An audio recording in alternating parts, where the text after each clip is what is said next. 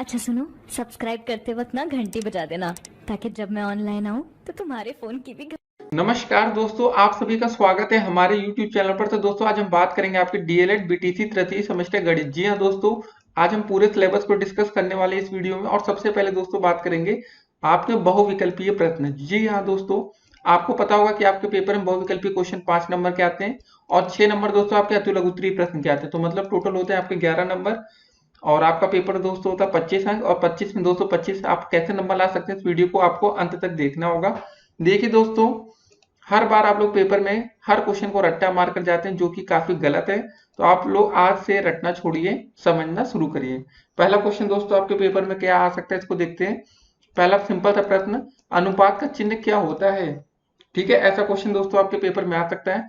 तो आप लोग सिंपल से बता सकते हैं। ये देखिए, पहला जो चिन्ह है ये समानुपात का है, दूसरा ये आपका अनुपात का, तीसरा बराबर का, चौथा क्वेश्चन मार्क या प्रश्नवाचक चिन्ह। तो इसका सही आंसर दोस्तों क्या होगा? आपका बी विकल्प, ये है आपका अनुपात का चिन्ह। तो ऐसे क्वेश्चन दोस्तों आपके पेपर में देखने को मिल सकते हैं, तो आप लोग तैयार रहिए। पहला, और दोस्तों आप लोग हर क्वेश्चन के साथ अपने आप को अंक दीजिए कि आपके कितने क्वेश्चन सही हो रहे हैं। देखिए, होता क्या है, पेपर में आप लोग अपने दोस्तों के भरोसे चले जाते हैं कि बहुविकल्पीय क्वेश्चन वो बता देंगे। गलतियां होती हैं, लेकिन दोस्तों आप लोग पूरी तरीके से हम बता रहे हैं आपके लिए। अति लघुत्तरी की अलग वीडियो आपको देखने को मिलेगी और लघुत्तरी की अलग वीडियो है। लेकिन इस वीडियो को अगर आप पूरा देख लेंगे तो आपको अपना पूरा सिलेबस पता चलेगा। और डेफिनेटली दोस्तों आप लोग 11 नंबर पेपर में करके आएंगे। उसके बाद दोस्तों कुछ क्वेश्चन लघुत्तरी के भी इसी वीडियो में डिस्कस करेंगे। चलिए दोस्तों देखते हैं आज का दूसरा प्रश्न। तो दोस्तों दूसरा प्रश्न क्या रहा आपका कि समानुपात का चिन्ह क्या होता है? ठीक है, तो दोस्तों हमने पिछले वीडियो में भी आपको बताया था समानुपात का चिन्ह आपका ये वाला विकल्प होता है। याद रखेंगे दोस्तों, एक एक, ठीक है, ऐसे समानुपात का चिन्ह होता है। ऐसे क्वेश्चन कैसे देखने को मिलते हैं आपको दोस्तों? ये देखिए, कभी कभी ऐसे लिखा रहता है 2:3 समानुपात 4:5। ठीक है, ऐसे क्वेश्चन आपको देखने को मिल सकते हैं। तो कैसा भी क्वेश्चन पेपर में आ सकता है, तो हम बता दे रहे हैं। तो समानुपात का चिन्ह दोस्तों आपका ये होता है, बस ये आपको इतना याद रखना है और कुछ नहीं। उसके बाद दोस्तों ये आपका अनुपात का चिन्ह है समेशन का, और ये थीटा है। ठीक है ना, आपने एंगल कोर्स में पढ़ा होगा, थीटा बराबर ये सब। तो चलिए दोस्तों अब देखते हैं आज का अगला प्रश्न। तो दोस्तों तीसरा नंबर क्वेश्चन क्या रहा आपका कि दो वृत्तों की त्रिज्याओं का अनुपात अगर 2:5 है तो उनके क्षेत्रफलों का अनुपात हमें ज्ञात करना है।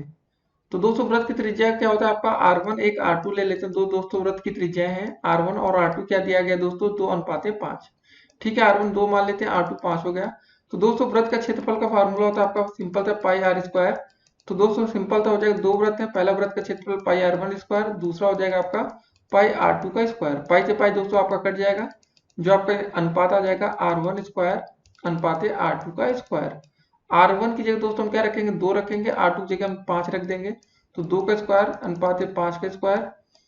2 का स्क्वायर कितना हो जाएगा दोस्तों? 2 दूनी 4, 5 25, 4:25, ये आपका राइट आंसर हो जाएगा। तो दोस्तों चलिए विकल्प में देखते हैं 4:25 दिया गया है या नहीं। तो दोस्तों इसको कट करते हैं। तो दोस्तों जो हमारा विकल्प नंबर 1 है, ये देखिए 4:25 दे रखा है, तो ये हमारा बिल्कुल राइट आंसर है। ठीक है, दो वृत्त की त्रिज्याओं का अनुपात 2:25 है, तो उनके क्षेत्रफलों का अनुपात होगा आपका 4:25। तो दोस्तों देखते हैं हम आज का अगला प्रश्न। तो दोस्तों चौथा क्वेश्चन क्या रहा आपका कि 5:8 या 11:4 में कौन सा अनुपात बड़ा है? ठीक है, इस क्वेश्चन को दोस्तों करने के बहुत से तरीके हो सकते हैं। सिंपल सा तरीका हम बताते हैं। बोला गया है 5/8 और दोस्तों 11/4। अब बताना है आपको दोस्तों कौन सी अनुपात बड़ा है। तो दोस्तों देखने में आपको समझ में आ गया होगा कि इसका सही आंसर क्या होगा, 11/4। लेकिन दोस्तों आप कैसे इसको कर सकते हैं? देखिए, सबसे आसान तरीका होता है दोस्तों, आप दोनों में 100 से गुणा कर दीजिए, दोनों अनुपात में। ठीक है, भाग करेंगे, 4 दूनी 8, 4 पंजे 20, 25 गुणे 11 कितना हो जाएगा दोस्तों? 11 पचे 55, 11 दूनी 22, 5 27, 275 आ गया दोस्तों। यहाँ गुणा करते हैं, 4 दूनी 8, 4 दूनी 10, 4 पंजे 20। ठीक है, ये हो गया 25 पंजे 125 और बटे 2। भाग करेंगे, 2 छंग 12, 2 दूनी 4, 2 पंजे 10। अब दोस्तों आप ये बताना है आपको कि 62.5 बड़ा है कि 275 बड़ा है। आप ये बताइए क्या बड़ा है? आप कहेंगे 275 बड़ा है, तो बस यही आपका सही आंसर। 275 कहाँ से आया? हमें 11:4 से आया। ठीक है, आप विकल्प नंबर बी के साथ जाएंगे, ये बिल्कुल सही आंसर है। देखिए, आपको एक बात का और ध्यान रखना होगा दोस्तों, यहाँ पर जब आप गुणा करेंगे ना, जैसे 5:8 या 11:4, चाहे तो दोस्तों आप इसको 10 से गुणा करके देख सकते हैं, चाहे तो 100 से गुणा कर सकते हैं, चाहे तो 1000 से करते दोस्तों। तो पता है क्या होता है फायदा में? 1000 से करते तो ये संख्या आपकी दशमलव वाली ना आती, बस ये सब चीजें होती दोस्तों। लेकिन जब भी आप दोस्तों गुणा करेंगे तो दोनों में सेम संख्या से करेंगे। जैसे दोस्तों इसमें हमने 100 से किया तो यहाँ पर भी हमने 100 से किया। ऐसा मत करिएगा आप एक में 10 से एक में 100 से करें, तो ये आपका सवाल गलत हो सकता है। तो ये आसान सा तरीका आपको अपनाना है। अब देखते हैं आज का अगला प्रश्न। तो दोस्तों पांचवा प्रश्न क्या रहा आपका, कि अनुलोम समानुपात में तीर की दिशा कैसी होती है। ठीक है, तो इसका सिंपल सा आंसर होगा आपका नीचे की ओर। आप इसको याद कर लीजिएगा, ऐसे क्वेश्चन आपको आ सकते हैं। तो अनुलोम समानुपात में तीर की दिशा नीचे की ओर होती है। अब देखते हैं आज का अगला प्रश्न। तो दोस्तों 6 नंबर क्वेश्चन क्या रहा आपका, कि प्रतिलोमानुपात में तीर की दिशा कैसी होती है। जी हाँ दोस्तों, ऐसा क्वेश्चन पेपर में आ सकता है। तो इसका सही आंसर क्या होगा दोस्तों आपका, इसमें सही आंसर होगा आपका नीचे से ऊपर की ओर। इसको याद कर लेना आपको, ऐसे क्वेश्चन पेपर में आ सकते हैं, तो गलती आपसे ना हो बिल्कुल भी। तो सही आंसर क्या आपका इसमें नीचे से ऊपर की ओर। अभी दोस्तों हमने देखा था इससे पहले क्वेश्चन में कि अनुलोम समानुपात में तीर की दिशा कैसी होती है, तो उसका आंसर था नीचे की ओर। ठीक है, इसमें नीचे से ऊपर की ओर। अब देखते हैं आज का अगला प्रश्न। तो दोस्तों 7वां प्रश्न हमारा क्या रहा है, कि ए एक काम का 1/4 भाग 5 दिन में समाप्त कर सकता है, तो वह पूरा काम समाप्त करेगा। दोस्तों देखिए, इस क्वेश्चन को समझने के लिए आप एक क्वेश्चन इस तरह समझिए। अगर आप कोई किसी काम को, ठीक है दोस्तों, किसी काम को अगर आप एक दिन में आधा काम समाप्त करते हैं, अगर आप एक दिन में दोस्तों कितना काम समाप्त कर रहे हैं, आधा, तो दोस्तों उसका पूरा काम आप कितने दिन में समाप्त करेंगे, जरा ये बताइए। एक दिन में आधा काम हो रहा है, तो दोस्तों 2 दिन में आपका पूरा काम हो जाएगा। ठीक है, ये बात आप समझ गए ना, समझ गए इस बात को। तो दोस्तों इसी प्रश्न में बोला गया कि एक किसी काम का 1/4 भाग 5 दिन में समाप्त करता है। 1/4 भाग दोस्तों वो 5 दिन में समाप्त कर रहा है। ठीक है, तो वह पूरा काम समाप्त कितने दिन में कर लेगा दोस्तों, सिंपल सा आप लोग समझ गए होंगे। 4 का गुणा 5 से कर देंगे तो दोस्तों हमारा आंसर आ जाएगा 4 गुणे 5, तो हमारा आंसर आएगा 20 दिन। ठीक है, तो 7वां का आंसर हो जाएगा हमारा 20 दिन। तो ये क्वेश्चन का दोस्तों लॉजिक था। ऐसे क्वेश्चन पेपर में आ सकते हैं, आपको अभी से तैयार रहना है। विकल्प नंबर 20 का राइट आंसर है। अब दोस्तों देखते हैं आज का अगला प्रश्न। तो इस क्वेश्चन को दोस्तों अगर आपको समझ ना आए तो कमेंट कर सकते हैं, अच्छे से एक्सप्लेन कर दिया जाएगा। बस ये कॉन्सेप्ट आपको समझना, अगर आप किसी काम को, किसी भी काम के आधे भाग को अगर एक दिन में करते हैं तो पूरा भाग 2 दिन में हो जाएगा। समझ गए। तो दोस्तों इसी तरह इसमें बोला गया कि अगर कोई एक आदमी है, जो भी नाम रख सकते हैं, 1/4 काम 5 दिन में कर रहा है, तो पूरा काम कितने दिन में करेगा। तो 5 का गुणा 4 से कर देंगे, 5 चौके 20, 20 दिन। अब दोस्तों देखते हैं आज का अगला प्रश्न। तो दोस्तों 8वां क्वेश्चन क्या रहा आपका, कि एक आदमी एक काम को 9 दिन में करता है, तो 2 दिन काम करने के पश्चात शेष काम बचेगा, आपको दोस्तों ये बताना है। देखिए, अगर एक आदमी एक काम को 9 दिन में करता है, ये बात समझिए पहले। कोई काम है उसको 9 दिन में कर रहा है, अगर आपसे पूछे कि वो एक दिन में काम कितना करेगा। ठीक है, किसी काम को वो 9 दिन में करता है। देखिए याद रखिएगा, टाइम एंड वर्क हमेशा एक दूसरे के उल्टे होते हैं। अगर कोई आदमी एक काम को 9 दिन में करता है, तो वो एक दिन में कितना काम करेगा बताइए आप लोग। एक दिन में दोस्तों वो काम करेगा 1/9, इतना भाग एक दिन वो काम कर लेगा। तो दोस्तों 2 दिन काम करने के पश्चात, 2 दिन काम कर लिया ना, तो एक दिन में 1/9 भाग कर रहा है। दोस्तों हम बोले आपसे 2 दिन में कितना काम करेगा वो। देखिए सिंपल से क्वेश्चन होते हैं, इतना सॉल्व करने की जरूरत नहीं होती है, आपके बहुविकल्पी टाइप के क्वेश्चन है। तो दोस्तों 2 दिन में 2/9 भाग करेगा। तो फिर बोला गया दोस्तों इतने 2 दिन काम करने के पश्चात कितना उसका शेष काम बचेगा। टोटल दोस्तों आपका है 9 भाग। ठीक है, अगर आप पूछे कि 9 दिन वो काम करेगा तो 9/9 हो जाएगा। ठीक है, 3 दिन काम करेगा तो 3/9 हो जाएगा, पर 4 दिन करेगा तो इतना भाग। तो दोस्तों टोटल में से 9/9 में से 2/9 घटा लेंगे तो कितना बचेगा दोस्तों आपका। देखिए यहाँ पर हर दोनों में समान है ना 9, तो 9 में से 2 घटाना है, 9 - 2, तो आपका बचा 7/9। बस ये आपका उत्तर हो जाएगा। चलिए, अगर आपको समझ में नहीं है तो अभी हम आपको अच्छे से समझाते हैं, परेशान आपको नहीं होना है। देखिए इस क्वेश्चन में है क्या, कि कोई एक आदमी है, एक काम को 9 दिन में करता है। आप एक तरह इस तरह समझिए कि अगर आप कोई काम को, किसी भी काम को 1 हफ्ते में करते हैं, ठीक है, 1 हफ्ते में आपने काम को किया, या मतलब आपने किसी काम को 7 दिन में कर लिया। ठीक है, 1 हफ्ते या 7 दिन।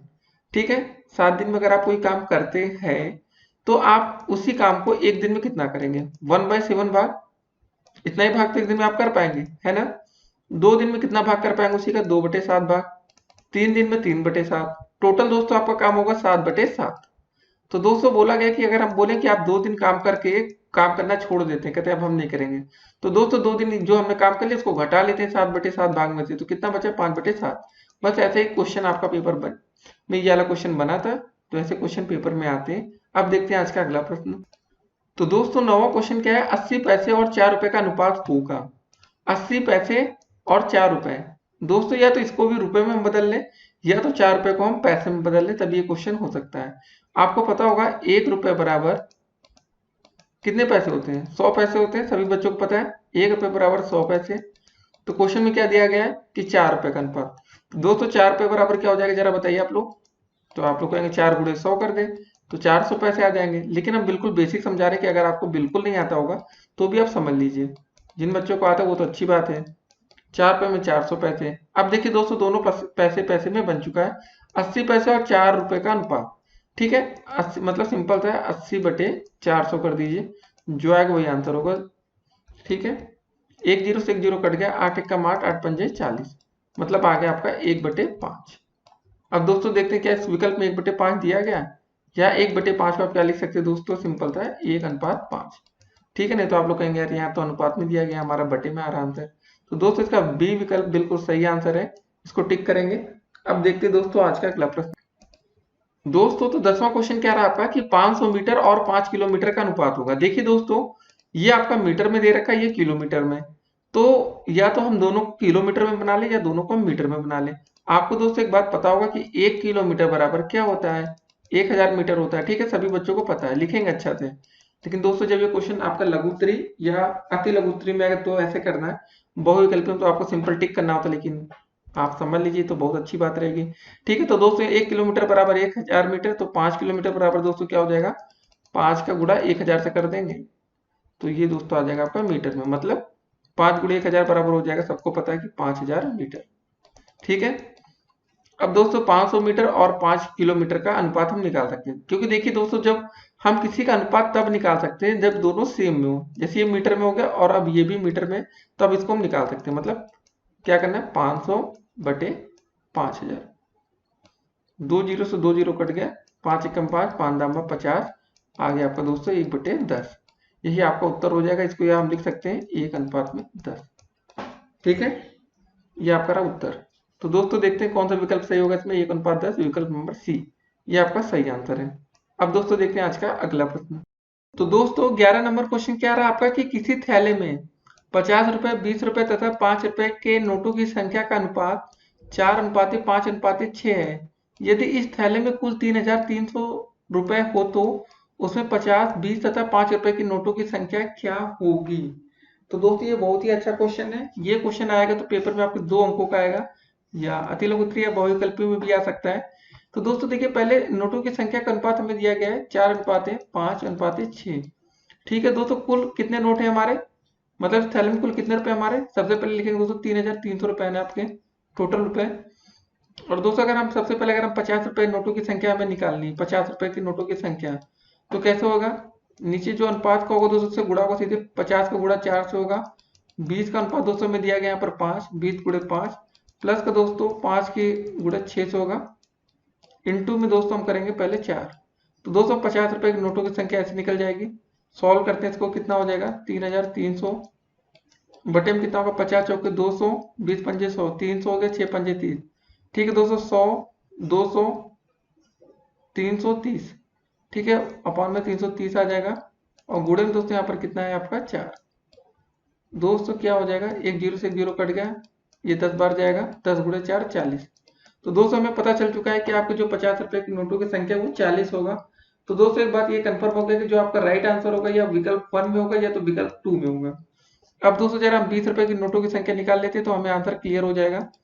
इसके लिए दोस्तों टोटल पैसा लिख लेते हैं 3300 रुपए। 20 रुपए के लिए दोस्तों हमारा अनुपात क्या रहेगा आपका, ये देखिए यहाँ पर 5 लिखा है ना, 20 का है, तो गुणे में यहाँ 5 हो जाएगा, और पान में दोस्तों आपका यही आएगा जो यहाँ पर लिखा 50 गुणे 4 ये सब। तो दोस्तों इसकी वैल्यू आई थी आपके 330 रुपए। एक जीरो से एक जीरो कट गया, ये 10 बार जाएगा पहाड़ आपका, 10 गुणे 5 बराबर होगा आपका 50, ठीक है दोस्तों। तो दोस्तों हमारा विकल्प नंबर ए बिल्कुल राइट आंसर है, क्योंकि इसमें 40 के बाद 50 दिया गया है, इसमें 60 दिया है, तो ये तो आंसर सही हो नहीं सकता। तो इस क्वेश्चन का जो दोस्तों राइट आंसर है हमारा विकल्प नंबर ए है। चाहे इसको क्रॉस चेक और कर सकते हैं। अगर हम 5 रुपए के नोटों की संख्या निकालना है तो क्या करेंगे दोस्तों, हम लोग सिंपल था 3300 टोटल नोटों जो रुपए दिया गया गुणे 5, गुणे में क्या करेंगे दोस्तों, यहाँ जरा देखें लास्ट में हमारा 6 दिया गया ना अनुपात, गुणे में दोस्तों 6 कर देंगे, बटे में आपका आ जाएगा 330। एक जीरो से जीरो कट गया, 10 बार आपका ये पहाड़ आ जाएगा, 10 गुणे 6 हो जाएगा आपका 60। ठीक है, ये आ गया 60 आंसर। तो विकल्प में दोस्तों देख लेते हैं। जी हाँ दोस्तों, देखिए 40, 50 और 60 ये आपका बिल्कुल सही आंसर है। तो ऐसे क्वेश्चन दोस्तों आपके अनुपात समानुपात से आ सकते हैं, ध्यान में रखना है। इससे कठिन दोस्तों क्वेश्चन नहीं बनेगा बीटीसी लेवल पर। अब दोस्तों देखते हैं आज का अगला प्रश्न। तो दोस्तों 12 नंबर क्वेश्चन क्या रहा आपका कि 3 और 12 का तृतीय अनुपाती ज्ञात कीजिए। तो दोस्तों थोड़ी देर के लिए मान लेते हैं आपका तृतीय अनुपाती x है, तो कैसे होगा दोस्तों, 3 अनुपाते 12 लिख सकते हैं, फिर समानुपात का चिन्ह लगेगा, फिर यहाँ आ जाएगा 12 अनुपाते x। तो दोस्तों हमने आपको बताया कि बाहर का गुणा बाहर से होगा, अंदर का गुणा अंदर से होगा। 12 गुणे 12 कितना हो जाएगा दोस्तों आपका, जो भी होगा दोस्तों इंटू 3 इंटू एक्स आपका, 12 गुणे 12 144 बराबर 3x। ठीक है दोस्तों, तो आपके x की वैल्यू कितनी हो जाएगी, 144 बटे 3, 3 चौके 12, 2 4 3 नोटे 24। तो दोस्तों हमारी x का मान आ जाएगा यहाँ से 48। ये दोस्तों आपका तृतीय अनुपाती हो जाएगा। तो ऐसे क्वेश्चन आपके पेपर में आ सकते हैं, तो आपको तैयार रहना है कि आप एक भी प्रश्न गलत ना कर पाए पेपर में। तो सिंपल सा क्वेश्चन था दोस्तों, तो आपका तृतीय अनुपाती 48 आ गया। अब दोस्तों देखते हैं आज का अगला प्रश्न। तो दोस्तों चलिए पहले से पहले हम यहाँ पर क्वेश्चन को टिक तो कर लेना, जल्दबाजी में ऐसा ना हो कि आप लोग विकल्प को टिक करना ही भूल जाए, खाली हो जाए कि हमारा आंसर आ चुका है। अब दोस्तों देखते हैं आज का अगला प्रश्न। तो दोस्तों 13 नंबर क्वेश्चन क्या रहा आपका कि 3, 12, 15 का चतुर्थानुपाती ज्ञात करें। तो दोस्तों मान लेते चतुर्थानुपाती आपका क्या है, ऐसे क्वेश्चन है तुरंत ही आप लोग मान लीजिए चतुर्थानुपाती आपका x है। ठीक है, क्या हो जाएगा 3 अनुपाते 12, देखिए बीच में समानुपात का चिन्ह आएगा, 15 अनुपाते x। बस हो गया आपका क्वेश्चन। ऐसे क्वेश्चन में दोस्तों हमने आपको बता रखा है कि बाहर का गुणा बाहर से, अंदर का गुणा अंदर से। ठीक है, क्या हो जाएगा दोस्तों 3 गुणे आपका हो जाएगा, यहाँ गुणे के चिन्ह में दोस्तों डॉट लगा देते नहीं तो कंफ्यूजन होगी, x बराबर 12 गुणे 15। ये डॉट का मतलब दोस्तों क्या होता है, आपका गुणा का चिन्ह होता है, सभी बच्चों को पता होगा। तो x बराबर हो जाएगा 12 डॉट 15 बटे 3, 3 से भाग करेंगे, 3 पचे 15, 5 गुणे 12, 12 पंजे 60। ठीक है दोस्तों, आपका आंसर आ जाएगा 60। तो चलिए विकल्प नंबर कौन सा सही आपका है, विकल्प नंबर डी आपका बिल्कुल सही आंसर है। इसको टिक करेंगे और आप लोग पूरे अंक पा जाएंगे। अब दोस्तों देखते हैं आज का अगला प्रश्न। तो दोस्तों 14 नंबर क्वेश्चन क्या रहा है, 16 और 49 का मध्यानुपाती क्या होगा। देखिए दोस्तों आपको क्या निकालना है, मध्यानुपाती। तो मान लेते हैं मध्यानुपाती आपका क्या होगा दोस्तों, ये x हो जाएगा। तो क्या हो जाएगा दोस्तों 16 अनुपाते x, फिर समानुपात का चिन्ह, फिर दोस्तों x अनुपाते 49। क्योंकि हमने मध्यानुपाती निकालना है इन दोनों के बीच का ना, तो बस बाहर का गुणा बाहर से, अंदर का गुणा अंदर से, बस हो गया क्वेश्चन दोस्तों। क्या हो जाएगा x गुणे x कितना हो जाएगा दोस्तों, x का स्क्वायर हो जाएगा बराबर 16 गुणे में आपका 49। ठीक है, तो x बराबर हो जाएगा दोस्तों आपका अंडर रूट 16 गुणे 49। देखिए सबसे अच्छा तरीका इस क्वेश्चन को करने का ये रहेगा, आप लोग कभी भी 16 और 49 का गुणा मत करिए, नहीं तो आप कंफ्यूजन में आ जाएंगे। अब सबसे पहले दोस्तों आप लोग क्या कर सकते हैं, 16 जब अंडर रूट से बाहर आएगा तो दोस्तों क्या हो जाएगा 4, और 49 अंडर रूट से बाहर आएगा तो हो जाएगा 7। तो x बराबर 7 गुणे 4 हो जाएगा आपका 28। यही आपका उत्तर हो जाएगा। तो ऐसे क्वेश्चन में बच्चे गलती क्या कर जाते हैं, 16 और 49 को गुणा कर देते, फिर क्वेश्चन को और कठिन बना देते, जो कि बिल्कुल आसान क्वेश्चन होता है। तो दोस्तों चलिए देखते हैं इसमें विकल्प ने कोई में 28 दे रखा है। जी हाँ दोस्तों, विकल्प नंबर बी आपका 28 आंसर दिया गया है, ये आपका सही उत्तर होगा। अब दोस्तों देखते हैं आज का अगला प्रश्न। तो दोस्तों 15 नंबर क्वेश्चन क्या रहा आपका कि 35 रुपए को 3 अनुपात 4 में विभाजित करना है। तो सबसे पहले हमें अनुपात क्या दिया गया इसको देखते हैं। आपका अनुपात लिखा है, देखिए लिख लीजिए थोड़ा बहुत कि आपको ध्यान में अनुपात दिया गया दोस्तों आपका 3 अनुपात 4। ठीक है, और सबसे पहले दोस्तों आप लोग को क्या करना है कि 35 रुपए को इस अनुपात में विभाजित करना है। तो आपका अनुपातिक योग कितना हो जाएगा, 3 और 4 को जोड़ेंगे दोस्तों हो जाएगा आपका 7। ठीक है, तो आप लोग ऐसे कर सकते हैं, प्रथम भाग और द्वितीय भाग में, या जैसे चाहे वैसे लिख सकते हैं, ऐसी कोई बात नहीं। प्रथम भाग हो जाएगा दोस्तों, दोनों को जोड़ने पर आपका मिला 7। ठीक है, बोला क्या गया है कि 35 रुपए को 3 अनुपात 4 में विभाजित करना है। या तो आप दोस्तों ऐसे कर सकते हैं, इसको 3x और 4x में मान लीजिए, क्या हो जाएगा 3x प्लस 4x बराबर आपका 35 दे रखा है। आप चाहे तो ऐसे भी सॉल्व कर सकते हैं, दोनों जोड़ लेंगे 7x हो जाएगा बराबर 35। x बराबर दोस्तों आज आपका हो जाएगा 35 बटे 7, 7 एकम 7, 7 पचे 35। तो दोस्तों आपके x वैल्यू यहाँ से 5 आ जाएगी। तो आपको यहाँ पर दो भागों में विभाजित करना था, मतलब ये मानना था आपको, माना पहला भाग 3x है, दूसरा भाग 4x है। तो बस, तो पहला भाग दोस्तों ऐसे कैसे निकाल लेंगे आप लोग, पहला भाग। ठीक है, वैसे आप लोग दोस्तों लिख लेंगे आपका दूसरा भाग भी। तो दूसरा भाग में क्या हो जाएगा इसको देखते हैं। पहला भाग दोस्तों हमने माना था 3x है, दूसरा आपका हो जाएगा 4x। दोस्तों x की वैल्यू हमने अभी निकाल लिया। ऊपर देखिए यहाँ पर क्या आया था, 5 आया था ना, तो 3 × 5 ये हो जाएगा आपका 4 × 5। जोड़ देंगे, 5 या 15, 4×5 = 20। दोस्तों दोनों रुपए में, तो रुपए का चिन्ह आगे बना लीजिएगा, तो आपको पूरे अंक दिए जाएंगे। तो ऐसे क्वेश्चन आ सकते हैं। कितना है दोस्तों हमारा आंसर, 15 और 20। तो किसी विकल्प में दोस्तों देखिए 15 और 20 का दिया गया है। जी हाँ दोस्तों, विकल्प नंबर डी 15 और 20 यही आपका राइट आंसर है।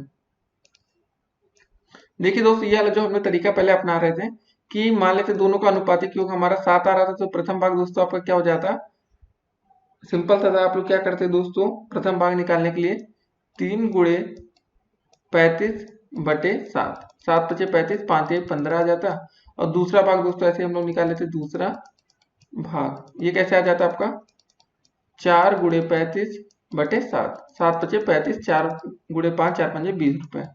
तो ये दोस्तों दो तरीके हो सकते हैं, आपको जो भी तरीका पसंद है कर सकते हैं। अब देखते हैं आज का अगला प्रश्न। दोस्तों तो 16 नंबर क्वेश्चन क्या रहा आपका कि 27 की पावर 2/3 का मान होगा। ठीक है, क्या लिखा है, 27 की घात 2/3। 27 की घात 2/3 कैसे निकालेंगे। देखिए दोस्तों 27 को हम पहले क्या लिख सकते हैं, 3 की पावर 3 लिख सकते हैं ना, क्योंकि 3 × 3 = 9 ऐसे लिख सकते हैं ना। आप लोग देखिए जरा, 3 × 3 = 9, 3 × 27। तो दोस्तों 27 का मतलब हो गया हमारा 3 की घात 3, और पूरी घात दोस्तों आपकी दे रखी 2/3। तो दोस्तों जो घातें हैं ना आपस में क्या हो जाती है, गुणा हो जाती है। इसको ऐसे लिख सकते हैं, 3 की घात 3 गुणे आपका 2/3। ये 3 से ये 3 कट गया। अब बचा दोस्तों आपका कितना, 3 की घात 2, और 3 की घात दोस्तों 2 का मतलब 3 का स्क्वायर का मतलब हो गया आपका 9। अब दोस्तों देखते हैं विकल्प में कहीं पर 9 आंसर दिया है। जी हाँ दोस्तों, विकल्प नंबर डी 9 दे रखा है। तो ये आपका दोस्तों राइट आंसर होगा, और आप लोग इसको टिक करके एक अंक पा सकते हैं। अब दोस्तों देखेंगे आज का अगला प्रश्न। तो दोस्तों 17 नंबर क्वेश्चन क्या रहा हमारा कि 4 की घात 0, 4 की घात 1 गुणे 4 की घात 2 का मान है आपका। ठीक है, कैसे करेंगे। एक चीज पहले दोस्तों आप इसको समझिए, 4 की घात 0 इसका मान हमेशा 1 आएगा।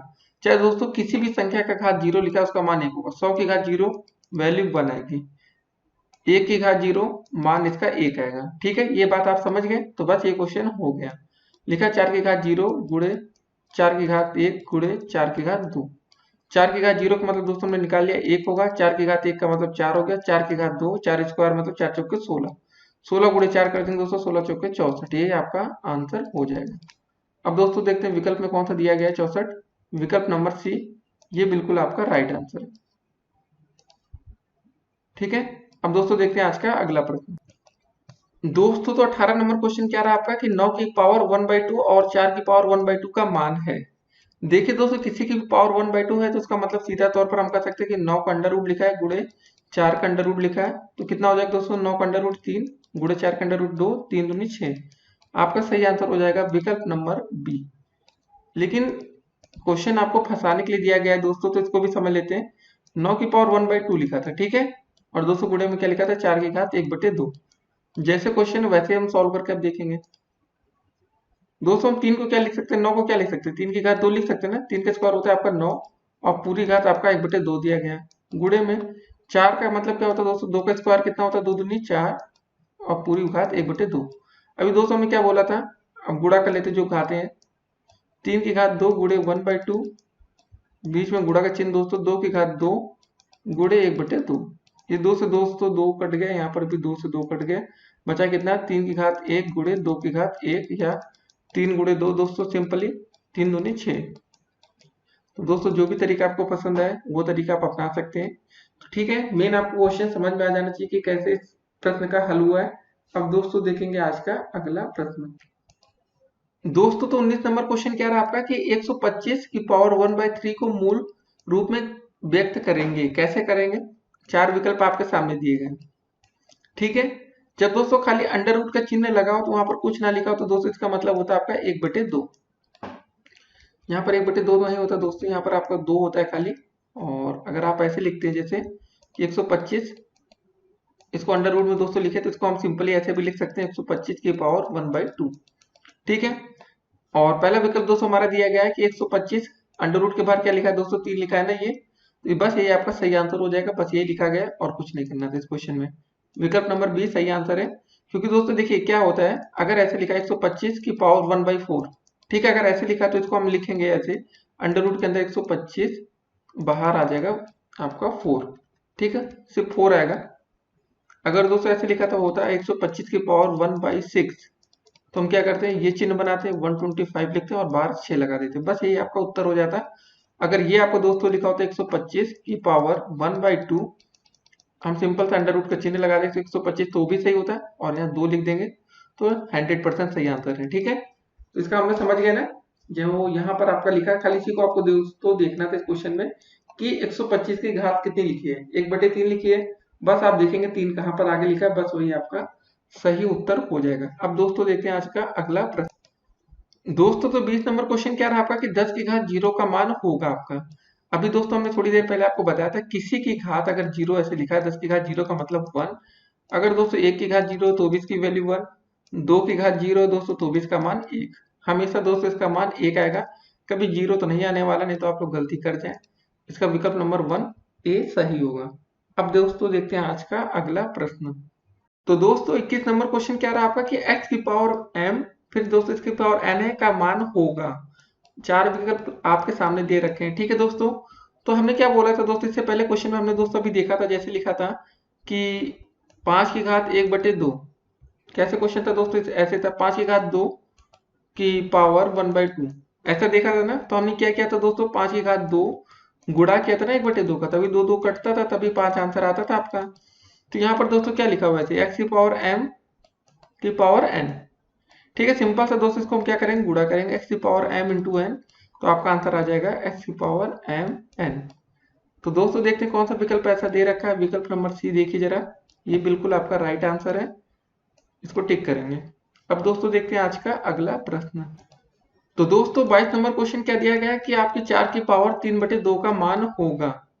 कैसे करेंगे दोस्तों इसको, 4 की घात 3/2, देखिए दोस्तों हम 4 को क्या लिख सकते हैं, पहले 4 को 2 की पावर 2, देखिए वैसे आ रहे क्वेश्चन सेम से आ रहे हैं, थोड़े से डिफरेंट आ रहे हैं दोस्तों। इसको लिखा 3/2, इसको क्या करना हमें होगा, गुणा करना होगा।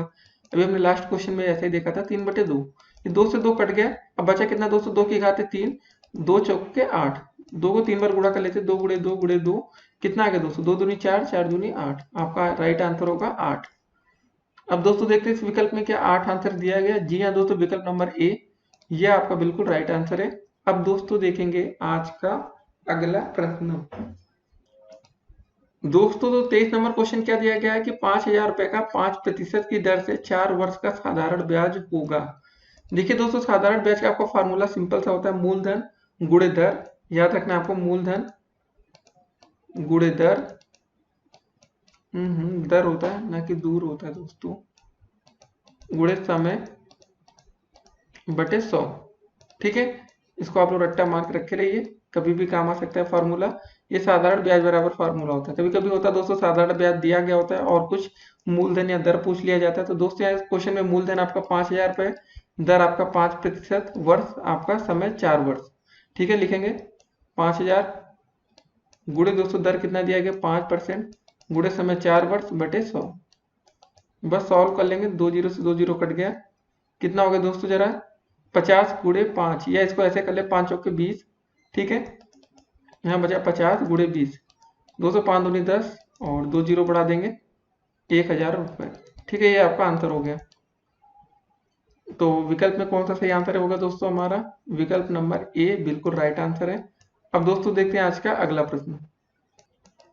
दोस्तों तो 24 नंबर क्वेश्चन क्या रहा आपका कि 500 रुपए का 5% वार्षिक चक्रवृद्धि ब्याज की दर से 2 वर्ष का मिश्र धन होगा, ठीक है दोस्तों। तो मिश्र धन का फार्मूला क्या होता है उसको पहले देखते हैं।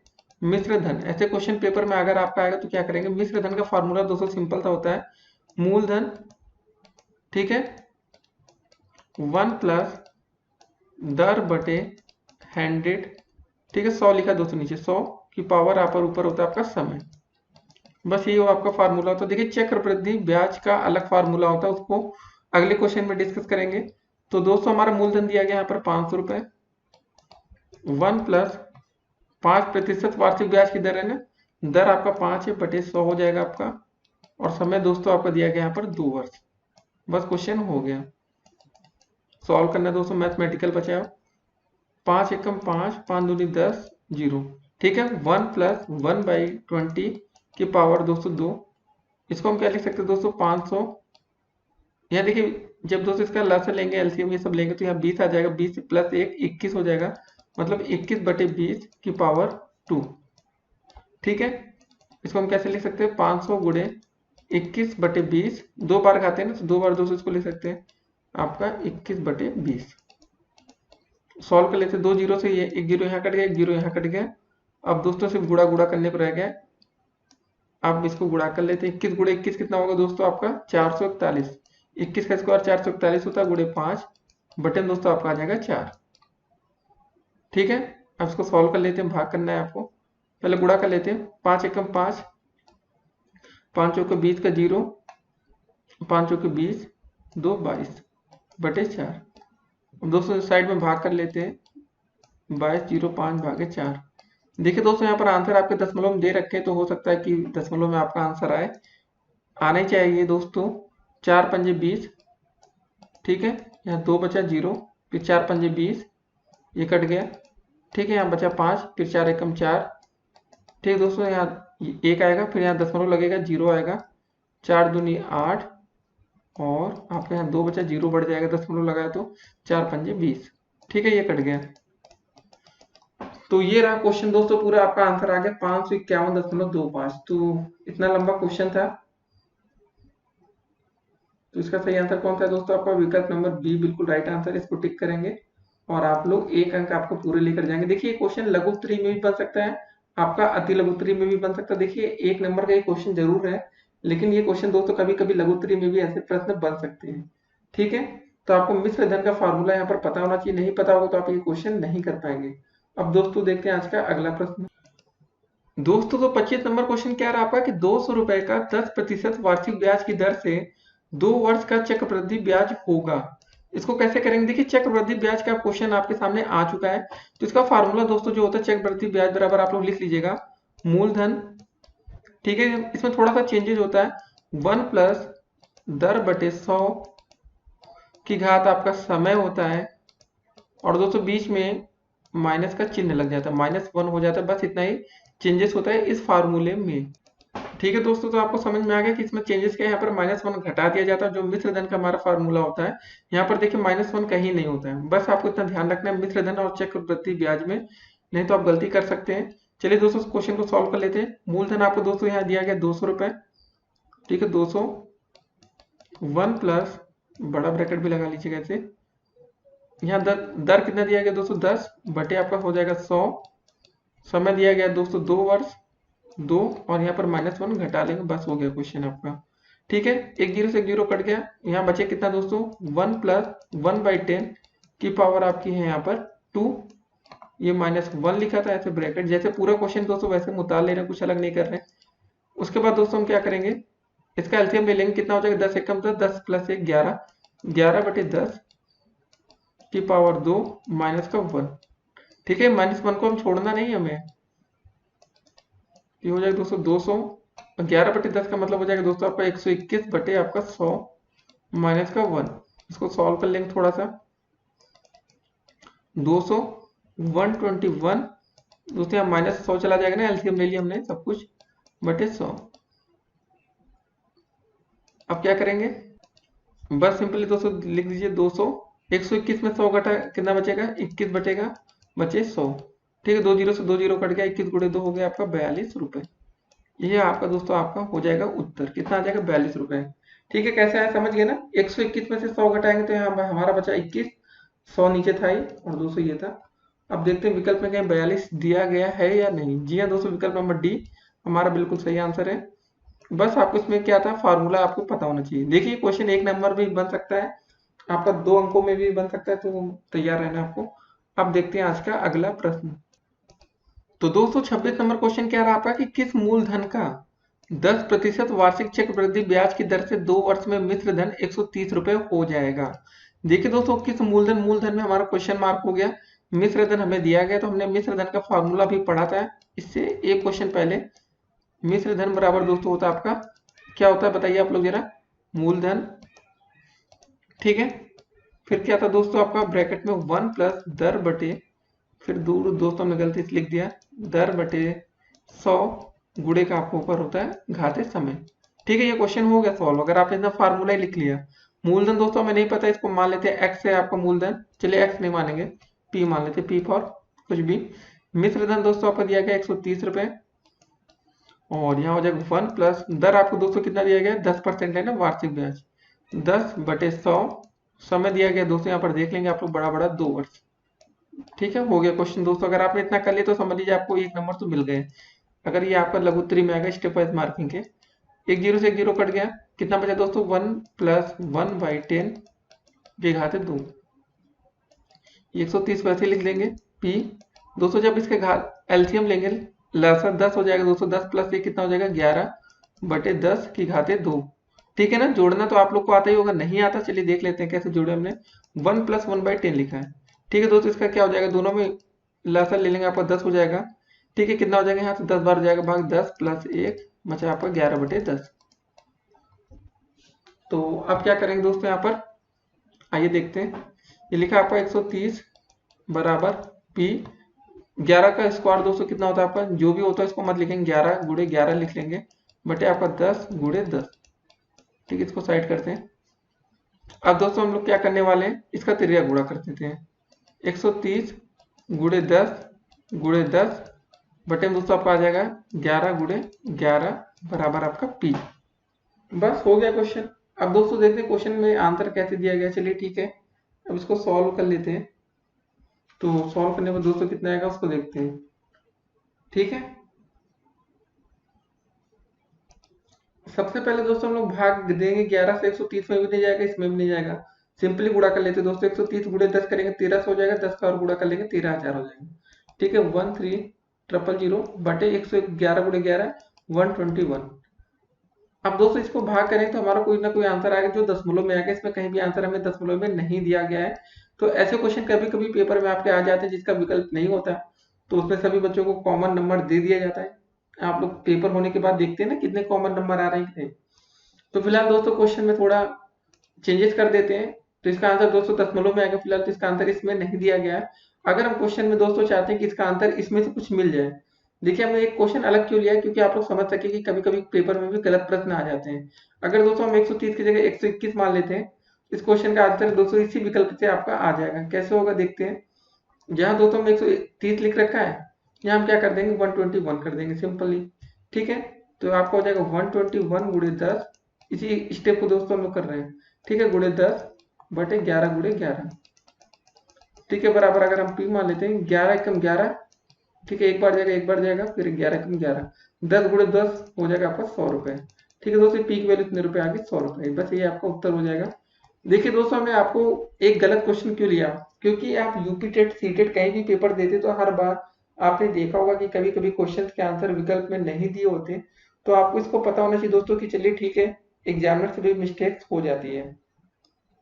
तो बस हमने दोस्तों मित्र धन को 130 रुपए से चेंज कर से 121 रुपए कर दिया, आपको उत्तर मिल गया। आपने ये सोचा होगा इसमें दशमलव उत्तर नहीं दिया। काफी बच्चे होते हैं ना क्या गलती करते हैं, किसी भी विकल्प को टिक नहीं करते हैं। देखिए दोस्तों, आपको क्वेश्चन को अटेम्प्ट करना पड़ेगा। अटेम्प्ट करेंगे सही है, कुछ भी टिक मार दीजिए, नंबर मिलेगा, सबको कॉमन अंक दे दिया जाएगा। तो टिक मारना जरूरी होता है कुछ ना कुछ। चलिए दोस्तों, अब देखते हैं आज का अगला प्रश्न। इसका आंसर सही होगा आपका 100 नंबर। ठीक है, पहला मतलब 100 रुपए, 100 नंबर तो है नहीं। तो हमने क्वेश्चन में दोस्तों बदलाव क्या किया था, आपने देखा था ना। प्रश्न में दोस्तों हमने क्या किया था, जो आपका 130 रुपए था इसको हमने दोस्तों कट कर दिया, इसको हटा दिया, इसकी जगह हमने 121 ले लिया, तो आपका आंसर 100 आ गया। अब दोस्तों देखते हैं आज का अगला प्रश्न। तो दोस्तों 27 नंबर क्वेश्चन क्या रहा हमारा कि बैंक सर्वाधिक ब्याज देता है, कब देता है दोस्तों। इसका सिंपल सा आंसर है आपका स्थायी जमा खाते पर। जी हाँ दोस्तों, जो आप लोग का स्थायी तौर पर जमा खाता होता है उस पर बैंक हमें सबसे ज्यादा ब्याज देता है। बस इतना आपको याद रखना है, क्योंकि ये दोस्तों अति लघु उत्तरी में ऐसा क्वेश्चन आपका बन सकता है। अब दोस्तों देखते हैं आज का अगला प्रश्न। दोस्तों तो 28 नंबर क्वेश्चन क्या रहा हमारा कि ब्याज बचत खाता खोला जा सकता है। ठीक है, जो आपका बचत खाता, ठीक है, एक नाम से खोला जा सकता है कि संयुक्त नाम से, या दोनों से, या इनमें से कोई नहीं। तो आपको इसका सही आंसर देना है। तो दोस्तों इसका सही आंसर होगा आपका क्या होगा, सोचिए जरा आप लोग। तो जिन बच्चों को विकल्प में समझ में आ रहा होगा कि दोनों से, जी हाँ दोस्तों सी विकल्प है कि आपका एक नाम से भी दोनों नाम से भी, तो ये आंसर आपका सही है। तो कभी कभी दोस्तों ऐसे क्वेश्चन आपके पेपर में आते हैं, तो आपको ध्यान में रखना है। ठीक है, दोनों से क्या मतलब क्या है, आपका आंसर ए भी सही है प्लस बी भी सही है, ये दोनों आंसर सही है। ऐसे क्वेश्चन पेपर में बन सकते हैं। अब दोस्तों देखेंगे आज का अगला प्रश्न। तो दोस्तों 29 नंबर क्वेश्चन क्या रहा हमारा कि लघु गुणक के अंतर्गत जिन संख्याओं में जब कोई आधार नहीं होता तो आधार क्या होता है। ठीक है, ये क्वेश्चन दोस्तों आपने काफी बार देखा होगा लॉग वाले क्वेश्चंस में। तो दोस्तों इसका सिंपल सा आंसर है आपका 10। ठीक है, लॉग 10 है, ये सब आपको पता है ना। लॉग 10 ऐसे लिखा रहता है ना, लॉग 10। दोस्तों आधार कुछ नहीं, यहाँ पर हम 10 मान लेते हैं, इसका वैल्यू 1 आ जाती है। तो ऐसे क्वेश्चंस होते हैं, तो बस इसको आपको याद रखना है, जब कोई आधार नहीं होता तो आधार क्या होता है आपका, आपका आधार होता है 10। अब दोस्तों देखते हैं आज का अगला प्रश्न। तो दोस्तों 30 नंबर क्वेश्चन क्या रहा आपका कि जब पूंजी को प्रायः समान मूल्य की इकाइयों में बांट दिया जाता है तो इस प्रत्येक इकाई को क्या कहते हैं। तो ये तो बहुत अच्छा आंसर है दोस्तों, इसका आंसर सही आंसर है आपका शेयर। तो शेयर तो आपने सुन रखा होगा ना सभी बच्चों ने, तो इसका राइट आंसर है आपका विकल्प नंबर सी, शेयर। अब दोस्तों देखेंगे आज का अगला प्रश्न। और दोस्तों आप लोग कमेंट करके जरूर बताइएगा कि आपके पहले 30 क्वेश्चन में कितने आंसर सही हुए। क्या 30 में से दोस्तों आपके 10 क्वेश्चन सही कर लेंगे तो अच्छी बात है। जिन बच्चों से 5 क्वेश्चन सही हुए वो भी अच्छी बात है, और जिन बच्चों से 30 में 30 क्वेश्चन सही हुए वो तो भाई बधाई के पात्र हैं। अब दोस्तों देखते हैं आज का अगला प्रश्न। तो दोस्तों 31 नंबर क्वेश्चन क्या रहा आपका कि यदि 4% वार्षिक दर से 2 वर्ष के लिए साधारण ब्याज 60 रुपए हो तो मूलधन क्या होगा। तो दोस्तों अपने साधारण ब्याज का फार्मूला पढ़ रखा है। साधारण ब्याज बराबर क्या होता है, इसका फार्मूला दोस्तों हमने पढ़ा तभी, मूलधन गुणे दर गुणे समय बटे में 1000। ठीक है दोस्तों, इसका सिंपल सा फार्मूला यही होता है। तो दोस्तों हमने देखा कि इस क्वेश्चन में हमें दे रखा है साधारण ब्याज 60 रुपए। तो यहाँ पर दोस्तों हम लोग 60 लिख देंगे। मूलधन दोस्तों हमें निकालना है, तो मूलधन की जगह दोस्तों हम लोग मूलधन ही लिख देते हैं, या तो पी लिख सकते हैं, जो भी मन करे। दर दोस्तों में दिया गया 4%, 4। समय दोस्तों 2 वर्ष गुणे 2 बटे में दोस्तों आपका हो जाएगा 100। और यहाँ पर दोस्तों आपका 1000 नहीं होगा, यहाँ पर होगा आपका 100 बटे में। ठीक है, फार्मूले में होता है 100। ठीक है ना, PRT बटे 100 याद रखना है, गलती ना हो। तो दोस्तों चलिए ठीक है, 100 को गुणा 3 हो जाएगा 60 गुणे 100 हो जाएगा आपका बराबर दोस्तों मूलधन की जगह हम P लिख देते हैं, इंटू R की जगह दोस्तों 4 गुणे 2 हो जाएगा 8।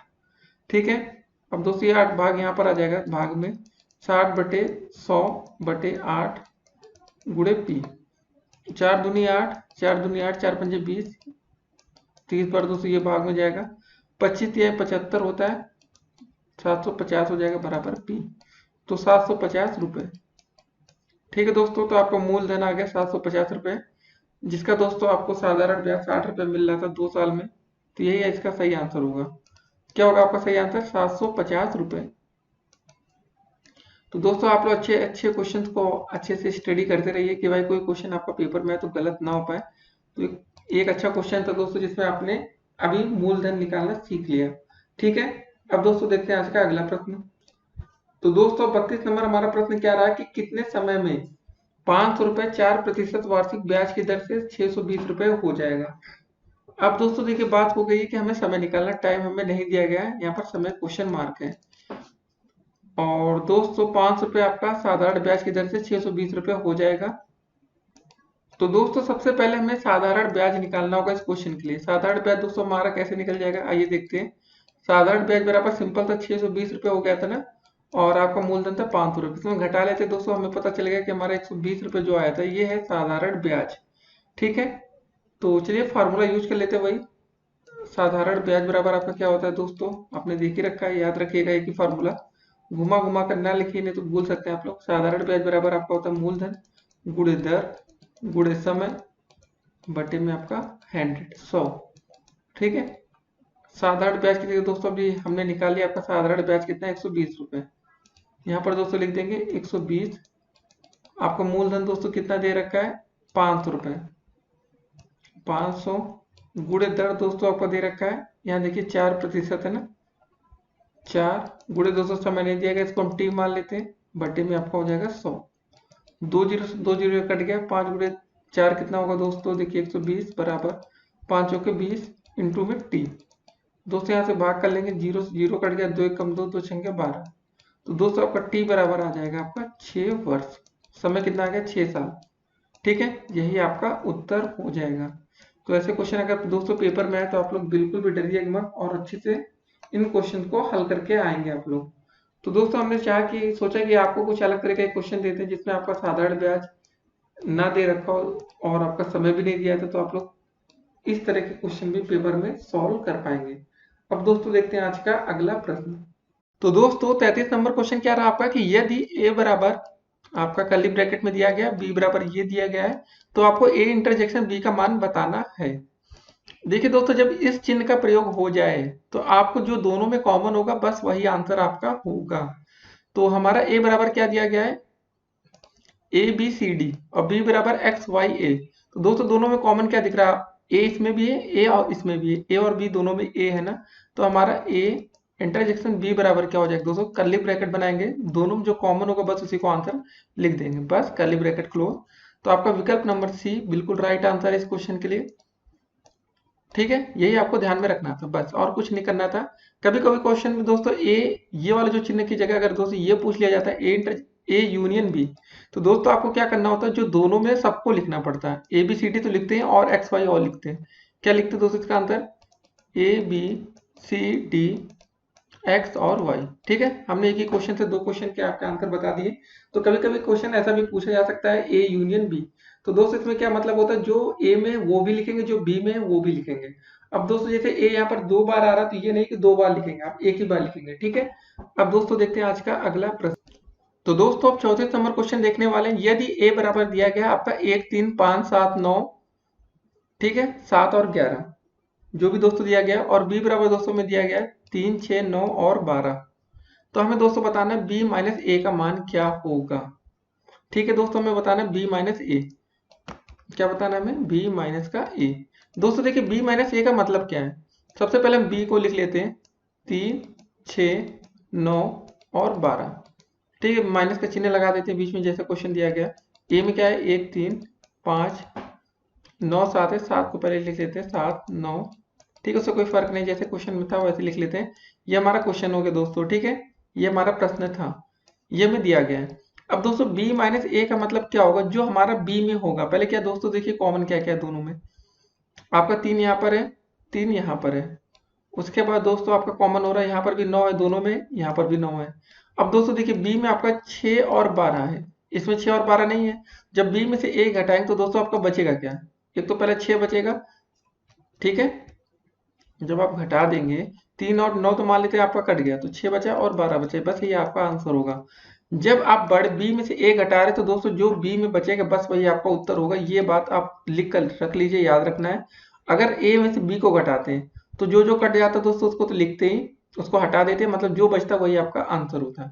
ठीक है, बी माइनस ए का मतलब आप बहुत अच्छे से समझ गए होंगे कि हमारा 3 और 9 दोनों में था, तो ये कट गया हट गया, अब बचा हमारा 6 और 12, बस उसी को लिखेंगे।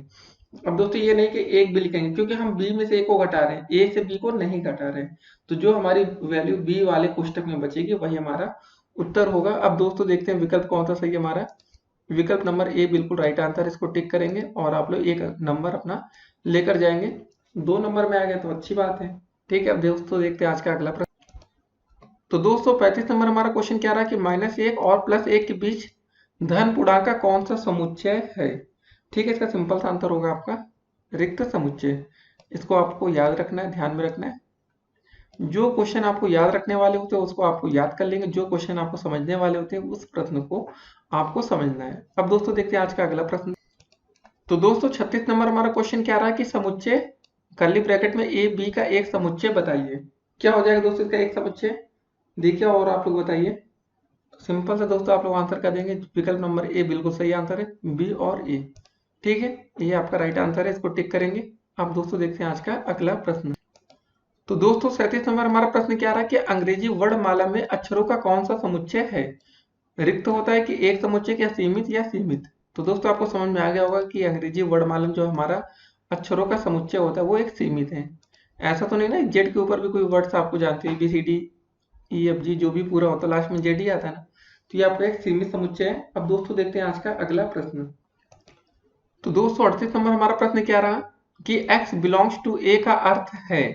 ठीक है, x समुच्चय a का अवयव नहीं है, ये बिल्कुल गलत आंसर है, इसको तो कट पहले करते हैं। दूसरा विकल्प दोस्तों हमारा समुच्चय x समुच्चय ए का उप समुच्चय, ये भी आपका गलत आंसर है। तीसरा विकल्प दोस्तों क्या हमारा कि एक्स समुच्चय ए का एक अवयव है। जी हाँ दोस्तों, जो आपका एक्स दिख रहा है ना, वो समुच्चय ए का एक अवयव है। ये आपका राइट आंसर है, इसको टिक करेंगे और आप लोग एक नंबर लेकर जाएंगे। तो आपका सही आंसर क्या होगा दोस्तों, विकल्प नंबर सी, कि आपका जो एक्स है वो समुच्चय ए का अवयव है। ठीक है, अब दोस्तों देखते हैं आज का अगला प्रश्न। तो दोस्तों 39 नंबर क्वेश्चन क्या रहा आपका कि यदि ए बराबर 1 2 3 4 9 11 व बी बराबर 1 2 6 9 12, तो दोस्तों बी माइनस ए का मान हमें ज्ञात करना है। तो दोस्तों हमें बी में से ए घटाना है। तो दोस्तों चलिए बी में देख लेते क्या क्या है। 1 है, 2 है, 6 है, 9 है, 12 है। ठीक है दोस्तों, बी में ये चीजें अवेलेबल है। उसके बाद दोस्तों ए में हमारे पास क्या क्या चीजें हैं, लिख लेते हैं। 1 2 3 4 9 और 11। ठीक है दोस्तों, तो बी में क्या क्या चीजें छूट रही है उसको देख लेते हैं।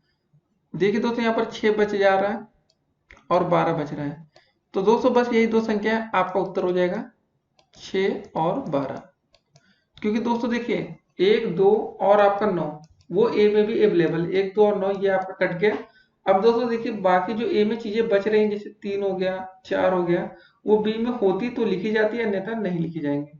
अगर दो बी में भी होती दोस्तों तो भी वो कट जाती, तो कोई मतलब ही ना होता।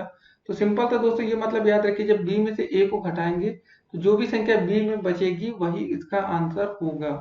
इसका फाइनल आंसर हो जाएगा आपका 6 और 12। ठीक है, इस विकल्प को हम टिक करेंगे और आपको पूरे अंक आपको दिए जाएंगे। आपको ध्यान से ऐसे प्रश्नों को हल करना है पेपर के समय। ठीक है, बी में देख लीजिए दोस्तों, हमारा 1 और 2 क्या हो गया, यहाँ से कट गया। अब दोस्तों फिर बाद में 9 भी यहाँ से था तो ये भी कट गया, बचा 6 और 12, यही आपका आंसर हो गया। ठीक है, अब दोस्तों देखते हैं आज का अगला प्रश्न। तो हमारा 40 नंबर क्वेश्चन क्या दिया गया कि यदि a बराबर 3 5 व b बराबर 4 6 हो तो a इंटरजेक्शन b की वैल्यू आपको बतानी है। इससे पहले क्वेश्चन में भी दोस्तों हमने देख चुके हैं। तो कैसे करेंगे दोस्तों, हमारा a बराबर दिया गया है 3 और 5। ठीक है, उसके बाद b बराबर दोस्तों आपको दिया गया 4 और 6। तो दोस्तों हमें बताना है कि a इंटरजेक्शन b। अब क्या होगा दोस्तों, क्वेश्चन फंस गया ना दोस्तों, हमने बोला था कि कुछ ना कुछ कॉमन होना चाहिए। तो दोस्तों यहाँ देख रहे होंगे 3 और 5 है, यहाँ पर 4 और 6 कॉमन तो कुछ दिख ही नहीं रहा है इस क्वेश्चन में। आपने भी सोचा अगर क्वेश्चन मैच कैसे होगा दोबारा। तो दोस्तों इसका आंसर हो जाएगा, जब कुछ नहीं है तो सिंपल सा आप ये चिन्ह बना लीजिएगा 5 वाला। ठीक है, और ऐसे टिक कर दीजिएगा, बस ये आपका आंसर हो जाएगा। ठीक है, क्या हो जाएगा, यही आंसर। तो आपका विकल्प नंबर ए सही आंसर। यहाँ पर हमने लिखा ही नहीं था विकल्प, कि आप लोग थोड़ा कंफ्यूज हो जाए इस क्वेश्चन में। तो दोस्तों हमारा सही आंसर क्या है, 5 के टाइप का। ठीक है, इसको टिक मारेंगे और आप लोग एक नंबर लेकर जाएंगे। तो आपने दोस्तों जरूर गौर किया होगा, यार पहला विकल्प दिया नहीं गया है। जिन बच्चों ने दिया होगा तो अच्छी बात है, ये 5 वाला चिन्ह होता है। ठीक है, अब दोस्तों देखते हैं आज का अगला प्रश्न। तो दोस्तों 41 नंबर क्वेश्चन क्या रहा आपका कि x square minus 8x plus 7 के गुणनखंड हैं। तो अब गुणनखंड के क्वेश्चन आ चुके हैं। तो दोस्तों देखते हैं कैसे करते हैं इसको। एक्स स्क्वायर माइनस का 8x प्लस का 7। तो दोस्तों ऐसे क्वेश्चन हमने आपको बहुत बार बता चुके हैं, लेकिन आपको ध्यान क्या रखना होता है दोस्तों, जो ये प्लस का चिन्ह होता है बस आपको यही ध्यान रखना है। अगर दोस्तों यहाँ कभी प्लस का चिन्ह आएगा तो हमारा जो बीच का फैक्टर बनेगा ये जोड़ कर आएगा, यहाँ माइनस होगा तो यहाँ घटा कर आएगा। अब दोस्तों एक्स के साथ कुछ नहीं लिखा तो वहाँ 1 मान लेते हैं। पहले और अंतिम का हमेशा गुणा होता है, 7 एकम 7। जब दोस्तों हम 7 गुणे 1 करते हैं तो हमारा आता है 7, और दोस्तों जब हम 7 में 1 जोड़ देते हैं तो ये होता है हमारा 8। तो बस हो गया गुणनखंड आपका। 1 छोड़ते हैं, कुछ मत लिखिए इसको, ऐसे लिखिए एक्स स्क्वायर 7 प्लस 1 8 होता है ना, तो माइनस का 7x माइनस का x प्लस का 7। अब दोस्तों आप सोच रहे होंगे माइनस दोनों जगह क्यों, जब -7 और -7x और -x जोड़ेंगे तो हमारा क्या आएगा, माइनस का 8x, यही आ जाएगा ना, बस हो गया। यहाँ से x कॉमन ले लेंगे तो बचे कितना दोस्तों, x माइनस 7। दोस्तों यहाँ -1 कॉमन लेंगे, यहाँ पर कुछ है नहीं ना कॉमन लेने के लिए, तो यहाँ हो जाएगा हमारा x माइनस का 7। अब दोस्तों जरा देखिए, यहाँ पर भी x माइनस 7 है, यहाँ भी x माइनस 7 है। दोनों में से दोस्तों जब हम x माइनस का 7 कॉमन लेंगे तो हमारा क्या बचेगा, ये x बचेगा, ये -1, तो बचेगा दोस्तों हमारा x माइनस 1। ठीक है, ये हमारा उत्तर हो जाएगा x माइनस 7 x माइनस 1। अब दोस्तों देखते हैं कहाँ पर ऐसा विकल्प दिया गया है, जरा देखते हैं। विकल्प नंबर सी x माइनस 1 और x माइनस 7, बस आगे पीछे लिखा है, बिल्कुल सही उत्तर हो जाएगा। ठीक है, 41 नंबर क्वेश्चन हो गया। अब दोस्तों हम लोग देखेंगे आज का अगला प्रश्न। तो दोस्तों 42 नंबर क्वेश्चन क्या रहा आपका कि 6x square minus x minus 15 के गुणनखंड होंगे। तो अगर कभी कभी दोस्तों कोई क्वेश्चन अगर आपका ना सॉल्व हो रहा हो ना इस तरह से, तो आपको श्रीधराचार्य तो आपको पता ही होगा रूल, भाई वो क्वेश्चन तो बहुत ही अच्छा रहता है। चलिए सबसे पहले हमने क्या बताया आपको, पहले और अंतिम का गुणा कर लेते हैं। यहाँ पर दोस्तों 6 दिया गया है, वहां पर कुछ नहीं था तो 1 मान लिए थे। 15 छक्का 90। और दोस्तों यहाँ पर हम देख रहे होंगे माइनस का चिन्ह है, ठीक है। तो मतलब हमारा जो 90 आएगा वो घटाकर ही आएगा। जो यहाँ पर दोस्तों हमारा कुछ नहीं एक्स के साथ 1 आएगा फैक्टर, तो कैसे आएगा देखते हैं। 15 गुणे 6 दोस्तों कितना होता है आपका, 15 गुणे 6 करते हैं हमारा, तो आ गया हमारा 90। तो दोस्तों 90 कैसे आ सकता है, 10 गुणे 9 करिए, 10 9 90 होता है, 10 9 90, ठीक है। और दोस्तों अगर हम 10 में से 9 घटा देंगे तो हमारा कितना बचेगा, 1 बचेगा। और दोस्तों यहाँ पर कुछ नहीं लिखा तो यहाँ पर हम 1 मान सकते हैं। तो बस ये क्वेश्चन हो गया आपका। 6x² माइनस का क्या करेंगे दोस्तों, 10x प्लस का 9x करेंगे। अब दोस्तों प्लस का 9x इसलिए करेंगे, जब हम 10 में से 9x घटाएंगे माइनस का, तो यहाँ माइनस का x बचेगा। अब दोस्तों यहाँ माइनस 15 जैसे था वैसे लिख लेते हैं। बस क्वेश्चन आपका हो चुका है। अब देखिए 6x और इसमें क्या क्या कॉमन होगा, 2x कॉमन ले लेते हैं जरा। यहाँ बचेगा दोस्तों आपका 3x माइनस का 5, प्लस का दोस्तों यहाँ पर हम लोग 3 कॉमन ले लेंगे तो बचेगा यहाँ पर 3x माइनस का 5, ठीक है। इसको हटा देते हैं। अब दोस्तों दोनों में देख रहे हैं 3x माइनस 5 यहाँ भी है, यहाँ पर भी सेम है। तो बस अब दोनों से कॉमन कर लेते हैं इसको, 3x माइनस का 5 आ गया आपका। और दोस्तों आपका क्या बचा है, 2x प्लस का 3। बस ये आपका उत्तर हो जाएगा, आंसर कर देंगे। चलिए विकल्प देख लेते हैं, 2x प्लस 3 और 3x माइनस 5। तो दोस्तों यहाँ पर हम लोग देख रहे हैं कि यहाँ पर कोई भी विकल्प ऐसा दिया नहीं गया है, ना तो ए दिया, ना बी, ना सी, ना डी, ठीक है। सारे विकल्प बिल्कुल आपको सेम टू सेम दिख रहे हैं। कभी कभी दोस्तों क्वेश्चन लिखने में गलतियां हो जाती हैं, पेपर टाइम भी, इसलिए दोस्तों आप लोग अपने आंसर पर हमेशा भरोसा रखें। और दोस्तों आप लोग फाइनल आंसर ऐसे करके लिख देंगे, ठीक है। 2x प्लस का 3 और आपका 3x माइनस का 5। दोस्तों इसलिए हम आपको ऐसे 1-2 क्वेश्चन आज हम बता रहे हैं, क्योंकि पेपर टाइम में दोस्तों ऐसी मिस्टेक्स देखने को मिल जाती हैं। तो आप लोग वहां पर कंफ्यूज हो जाते हैं, यार मेरा क्वेश्चन सही है या गलत। अपने ऊपर भरोसा रखना सीख लीजिए, आप लोग कभी गलत नहीं होंगे। आपका राइट आंसर यही है, इसको आंसर करते हैं। और दोस्तों विकल्प में कभी कभी ऐसे क्वेश्चन में आता है, गलतियां होती हैं, तो दोस्तों हम आपको अभी से अवेयर कर दे रहे हैं कि आगे भी आपका सावधान रहना है। क्योंकि दोस्तों ये आपका तृतीय सेमेस्टर फोर्थ आएगा, उसके बाद यूपी टेट, सी टेट जो आप लोग सुपर टेट देंगे, वहां पर आपका जो कॉन्फिडेंस लेवल होगा वो हाई होता चला जाएगा। अब दोस्तों देखते हैं आज का अगला प्रश्न। दोस्तों तो 43 नंबर क्वेश्चन क्या रहा आपका कि a² प्लस 2 प्लस 1/a² के गुणनखंड हैं। इसको कैसे करेंगे दोस्तों, प्रश्न क्या लिखा पहले इसको देखते हैं। a² प्लस का 2 प्लस का 1/a², ठीक है। ये क्वेश्चन आपके सामने ऐसा है। तो आपको समझ में आ गया होगा दोस्तों कि ये क्वेश्चन आपका लिखा है कि a प्लस 1/a का होल स्क्वायर है, ठीक है। ये आपका आंसर तो हो गया, क्वेश्चन को देखते समझ गए होंगे। क्योंकि अगर दोस्तों इसका अगर हम होल स्क्वायर खोलेंगे तो क्या होगा, a प्लस 1/a का ये आएगा a² प्लस का दोस्तों 1/a² प्लस का 2 into a into B, 1/a ना, ये कट जाएगा तो बचेगा दोस्तों 2, जो आपका यहाँ प्रश्न में दिया गया था। लेकिन दोस्तों आपको इसके बताने गुणनखंड है, 2 तरीका हो सकता है दोस्तों किसी भी प्रश्न करने का।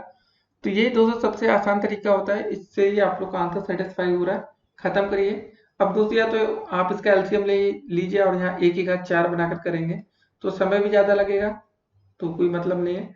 तो सिंपल सा क्वेश्चन था दोस्तों, थोड़ा बहुत अगर आपको बेसिक पता है कि a प्लस बी का होल स्क्वायर या a माइनस बी का होल स्क्वायर का फार्मूला क्या होता है, तो आप लोग ऐसे क्वेश्चन कर सकते हैं। अब दोस्तों देखते हैं आज का अगला प्रश्न। दोस्तों तो 44 नंबर क्वेश्चन क्या रहा आपका कि 1 माइनस 8x को पूर्ण वर्ग बनाने के लिए जोड़ा जाएगा। तो दोस्तों देखिए इस प्रश्न को आपको जो आपके विकल्प दिए गए हैं उसी से करना होगा। आपके सामने 4 विकल्प दिए गए हैं। पहला दोस्तों दिया गया है विकल्प की 8x² को अगर हम जोड़ देते हैं, इसमें जो आपका क्वेश्चन था 1 माइनस 8x प्लस का 1 माइनस का 8x, क्या दोस्तों ये आपका पूर्ण वर्ग बन गया, जी नहीं दोस्तों, बिल्कुल भी नहीं, ठीक है। अगर यहाँ 4 होता तो तब भी नहीं होता। चलिए ठीक है, ये वाला विकल्प गलत हो गया।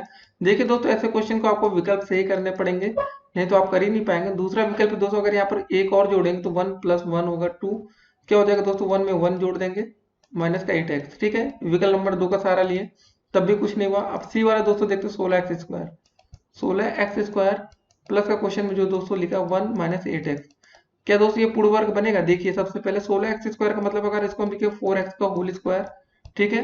1 का मतलब 1 का होल स्क्वायर, 8 को क्या लिख सकते हैं दोस्तों 2, ठीक है, गुणे में 4x गुणे में 1 ऐसा लिख सकते हैं। तो दोस्तों आप ये देख रहे होंगे ये आपका एक पूर्ण वर्ग बन चुका है। 4x-1 का होल स्क्वायर का ये फार्मूला बन गया। ठीक है, ये आपका पूर्ण वर्ग बन गया। मतलब आपका सही आंसर क्या है, इसमें क्या जोड़ा जाएगा, तो आप आंसर करेंगे विकल्प नंबर सी। अगर हम 16x स्क्वायर को इसमें और जोड़ देते हैं तो ये आपका एक पूर्ण वर्ग बनकर तैयार हो जाएगा। ठीक है, अगर दोस्तों लास्ट विकल्प था एक्स स्क्वायर, अगर हम देखिए एक्स स्क्वायर को इसमें जोड़ते हैं, x square plus 1 minus 8x तो हो जाएगा। ठीक है, यहाँ पर दोस्तों एक्स स्क्वायर तो लिखा है, प्लस का 1 का अगर हम होल स्क्वायर कर दें तो क्या होगा दोस्तों, आगे लिखा है 2 इंटू 4x इंटू 1।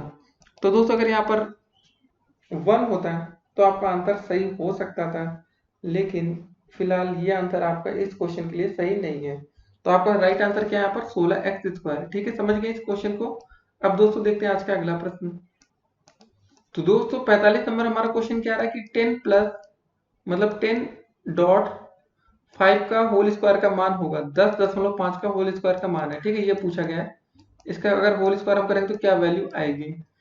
दोस्तों दो तरीका है करने का, या तो सिंपल सा तरीका है, अगर आप ये अपना लीजिए 10.5 गुणे 10.5 कर लेंगे तो भी इसका आंसर आ जाएगा, या स्मार्ट वे अपना के दोस्तों 10 जोड़ का निशान प्लस ये जोड़ देंगे और इसका होल स्क्वायर कर देंगे दोस्तों, तो भी हमारा सही उत्तर आ जाएगा। क्या क्या दोस्तों, a प्लस बी का होल स्क्वायर का फार्मूला हम यूज कर सकते हैं, क्योंकि 10 दशमलव जो लिखा है 0.5 का होल स्क्वायर करेंगे तो भी हमारा आंसर सही आएगा। 10 का स्क्वायर आपका होता है 100। ठीक है, 0.5 का स्क्वायर हो जाएगा दोस्तों 0.25 गुणे 2ab 2 गुणे 10 गुणे में दोस्तों हो जाएगा 0.5। ठीक है दोस्तों, जरा देखते हैं यहाँ क्या होता है 100.0.25, ये दोस्तों प्लस का क्या आ जाएगा 10 दूनी 20 20 पंजे 100। ठीक है, 10 दूनी 20 20 पंजे 100 और एक अंक पर दोस्तों है आपका दशमलव, तो दोस्तों यहाँ पर 10 आ गया। ठीक है, हो गया, जोड़ लेते हैं 110.25 आपका आंसर आ जाएगा। ठीक है, उम्मीद करते दोस्तों आप लोग को जोड़ना अच्छे से आता होगा। अब जिन बच्चों को जोड़ना नहीं आता उनको थोड़ा जोड़ घटाना सीखना चाहिए। ये क्वेश्चन यहाँ पर सॉल्व होता है। इसका सही आंसर क्या है दोस्तों हम लोग का 110.25। ठीक है, उम्मीद करते हैं आपको समझ में आ गया होगा। क्या क्या दोस्तों हमने देखिए लिखा था कि 10.5 का होल स्क्वायर का मान होगा, ये लिखा ना दोस्तों 10.5। ठीक है, इसका होल स्क्वायर। चलिए थोड़ी देर के लिए दोस्तों अगर हम ये बोलेंगे 10.5 को हम क्या लिख सकते हैं, आप बोलेंगे 10 प्लस 0.5। अगर दोस्तों हम इन दोनों को जोड़ेंगे तो हमारा क्या आएगा 10.5 ही तो आएगा ना। इसलिए दोस्तों इसको हमने दो भाग में डिवाइड कर लिया। अगर आप चाहते ये गुणा करके निकालते तो थोड़ा लंबा होता और कठिन होता, हो सकता है कुछ गलतियां हो सकती थी, लेकिन ये प्रोसेस छोटा है और आसान है। अब दोस्तों देखते हैं आज का अगला प्रश्न। तो दोस्तों 46 नंबर क्वेश्चन क्या रहा आपका कि 5.41 इंटू 4.36 और दोस्तों ये दिया गया है का संक्षिप्त रीति से मान क्या होगा। ठीक है दोस्तों, ऐसा कोई भी रीति पूछा है लेकिन आपको सिर्फ बहुविकल्पी क्वेश्चन है तो आपको सिर्फ इन 4 विकल्पों से मतलब होगा और आपको सही आंसर करना है। तो इस क्वेश्चन दोस्तों देखिए जरा, यहाँ पर भी लिखा है 5.41, यहाँ पर भी दोस्तों लिखा है 5.4 है और यहाँ पर भी 5.4 है, तीनों में ना दोस्तों, और बीच में गुणा का चिन्ह है और दोस्तों बीच बीच में माइनस का चिन्ह भी दिया गया है। तो सब में कॉमन है, पहले इसको दोस्तों कॉमन ले लेते हैं 5.41। ठीक है दोस्तों, बचेगा कितना 4.36, ये बचेगा 4.36 और दोस्तों माइनस का 3.23 और दोस्तों यहाँ पर बचेगा माइनस का आपका 1.13। ठीक है, इसको सॉल्व कर लेते हैं। 5.41 हो गया ये आपका, ये दोस्तों 4.36, इसको जोड़ लेते हैं, माइनस माइनस का चिन्ह है ना, तो कितना हो जाएगा दोस्तों 3 3 6 हो जाएगा और आपका दोस्तों 2 1 3। ठीक है, 3 1 4, 4.36 दोस्तों ये भी आ गया। तो मतलब 4.36 ये 4.36 ये दोनों घटा लिए दोस्तों, घटाने पर यहाँ पर आ गया 5.41 इंटू में हो गया दोस्तों आपका 0, तो सारा आंसर हो जाएगा आपका 0। ठीक है, तो ऐसे क्वेश्चन पेपर में आते हैं बहुविकल्पी में, तो आपको दोस्तों ज्यादा क्वेश्चन पढ़ने से अच्छा है कि आप सही से आंसर इसका निकालना सीखें। ठीक है, हमारा सही आंसर हो गया 0। अब दोस्तों देखते हैं आज का अगला प्रश्न। तो दोस्तों 47 नंबर क्वेश्चन रहा आपका कि भाज्य बराबर क्या होता है। ठीक है, ये क्वेश्चन आपका एक फार्मूला है, तो दोस्तों हम चलिए हम आपको लिख के बता देते हैं कि आपका भाज्य बराबर होता है भाजक, ठीक है, गुणे भागफल प्लस का शेषफल। ठीक है दोस्तों, अगर आपको इतना चीज पता है तो अब तो कोई दिक्कत ही नहीं है इतना चीज दोस्तों, लेकिन आपको अच्छे से तैयार होना चाहिए। आपका विकल्प नंबर सी बिल्कुल राइट आंसर है। ऐसे क्वेश्चन आपके पेपर में पूछे जा सकते हैं तो आपको तैयार रहना है। अब दोस्तों देखते हैं आज का अगला प्रश्न। तो दोस्तों 48 नंबर क्वेश्चन क्या रहा हमारा कि प्रथम 5 अभाज्य संख्याओं की माध्यिका होगी। प्रथम 5 अभाज्य संख्या दोस्तों कौन सी? सबसे पहले अभाज्य संख्या 2 आती है, 3 आती है, 5 आती है, 7 आती है और 11। ठीक है, इनकी माध्यिका हमें दोस्तों बतानी है कि इसकी माध्यिका क्या होगी। इसका फॉर्मूला दोस्तों होता है, जब अगर सम और विषम आपको पता होगा कि सम है कि विषम है, तो प्रथम 5 है तो n+1/2 हो जाएगा दोस्तों। 5+1/2 वह पद, जी हाँ दोस्तों, जो आंसर आता है वो उसका पद होता है। तो मतलब 5+1 6/2 वह पद। ठीक है, ऐसे लिखते रहिए आप लोग। 2 एकम 2, 2 तिहाई 6। तो हमारा दोस्तों आंसर आ गया तीसरावां पद। ठीक है दोस्तों, हमारा तीसरा पद क्या हो गया? बीच का आंसर हो गया दोस्तों आपका 5। ये विकल्प सही दिख रहा है ना आपको 48 क्वेश्चन नंबर में? तो चलिए दोस्तों इसी को टिक कर लेते हैं, आपका सही आंसर होगा 5। अब 5.0 लिखा, तो इससे आप लोग को बिल्कुल परेशान नहीं होना है कि भाई गलत तो नहीं कर रहे हैं। और याद रखिए दोस्तों, जो एक होती है वो ना तो भाज्य होती है ना तो अभाज्य होती है, तो आपको एक नहीं लिखना है। तो इस बात का भी आपको ध्यान रखना है कि भले इसमें हमें जोड़ना घटाना कुछ ना रहा हो, लेकिन आपकी गलती ना हो। अगर एक लिख देंगे तो आपकी दोस्तों जो प्रथम 5 संख्या भाज्य संख्याओं की माध्यिका है कि वो दोस्तों 3 आ सकती है आपके हिसाब से, तो ये गलती हो सकती है। अब दोस्तों देखते हैं आज का अगला प्रश्न। तो दोस्तों 49 नंबर क्वेश्चन क्या रहा आपका कि आंकड़ों 3, 4, 7, 9, 10, 13, 15 की माध्यिका होगी। तो ऐसे क्वेश्चन में दोस्तों सबसे पहले आपको क्या करना होता है, इन्हें हम बढ़ते हुए क्रम में लिख लेते हैं। देखिए दोस्तों यहाँ पर पहले से लिखा है, अंग्रेजी में इंक्रीजिंग ऑर्डर बोलते हैं।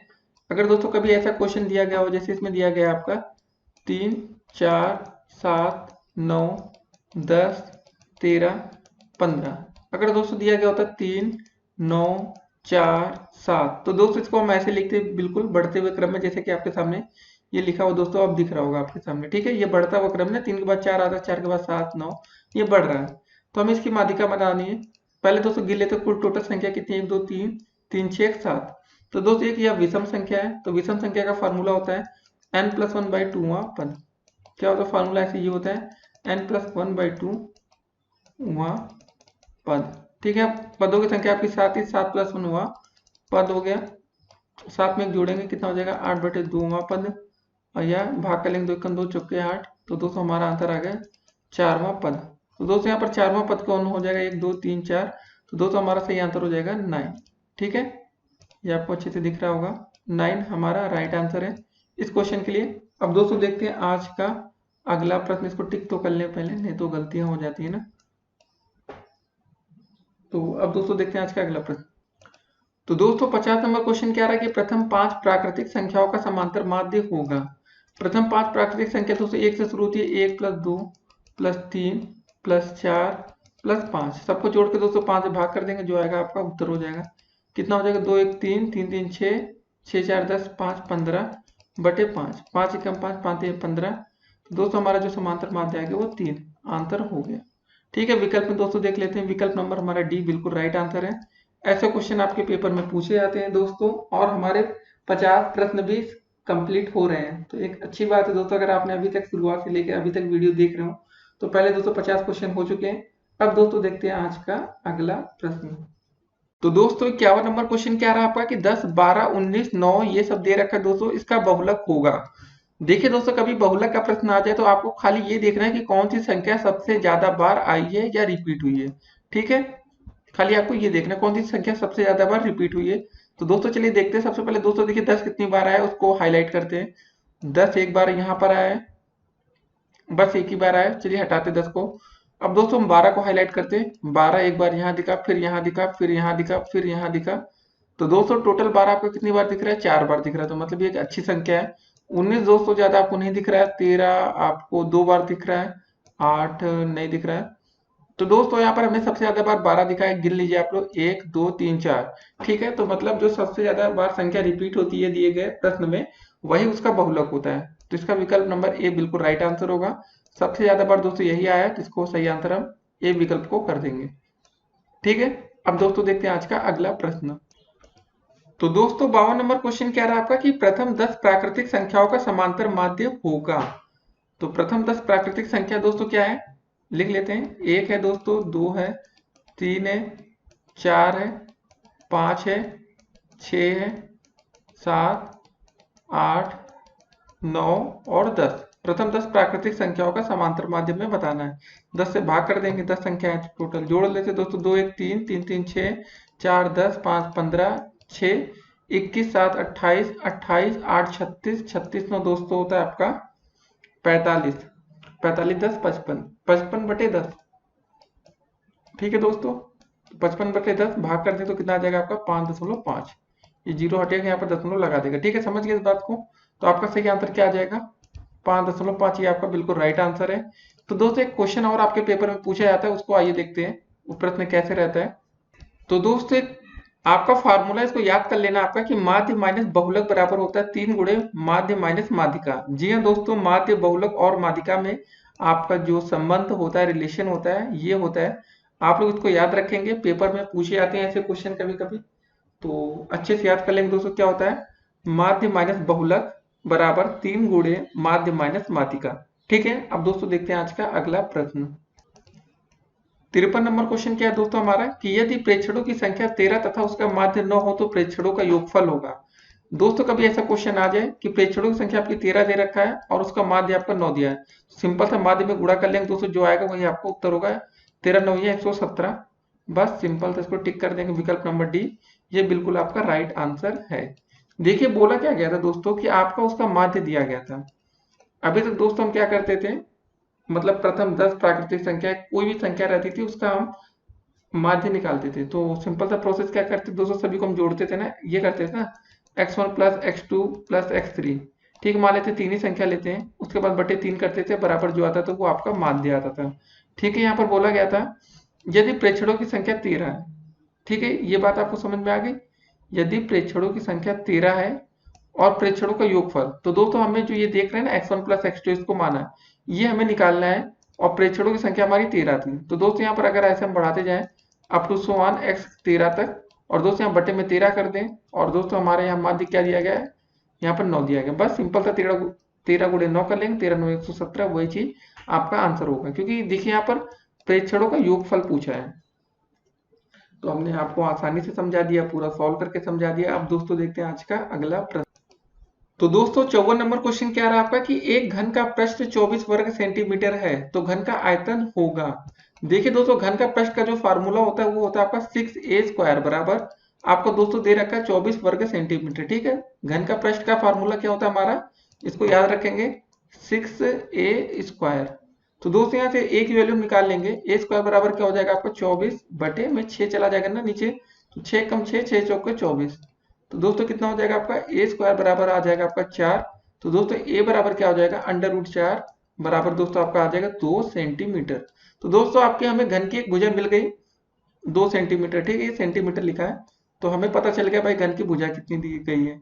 तो दोस्तों जब हमें घन का भुजा मिल गया तो अब हम घन का आयतन निकाल सकते हैं। तो घन का आयतन का सीधा फार्मूला होता है घन का आयतन, क्या फॉर्मूला होता है दोस्तों, भुजा का क्यूब या a का क्यूब, ये होता है ना, हमने a की वैल्यू निकाली 2, तो दोस्तों 2 का क्यूब कितना हो जाएगा, 2 दूनी 4 दूनी 8, 8 सेंटीमीटर यहाँ पर क्यूब में आंसर आएगा। ठीक है, ये दोस्तों यूनिट जो आती है ना, ये बहुत ही इंपॉर्टेंट होती है। अगर आप इसको लिखना छोड़ दिए ना सेंटीमीटर क्यूब, 2 नंबर का प्रश्न है तो आपका 1 नंबर कट जाएगा, भले आपने 8 आंसर तक निकाल लिया हो। चलिए इसका सही आंसर है आपका पहला विकल्प 8 घन सेंटीमीटर।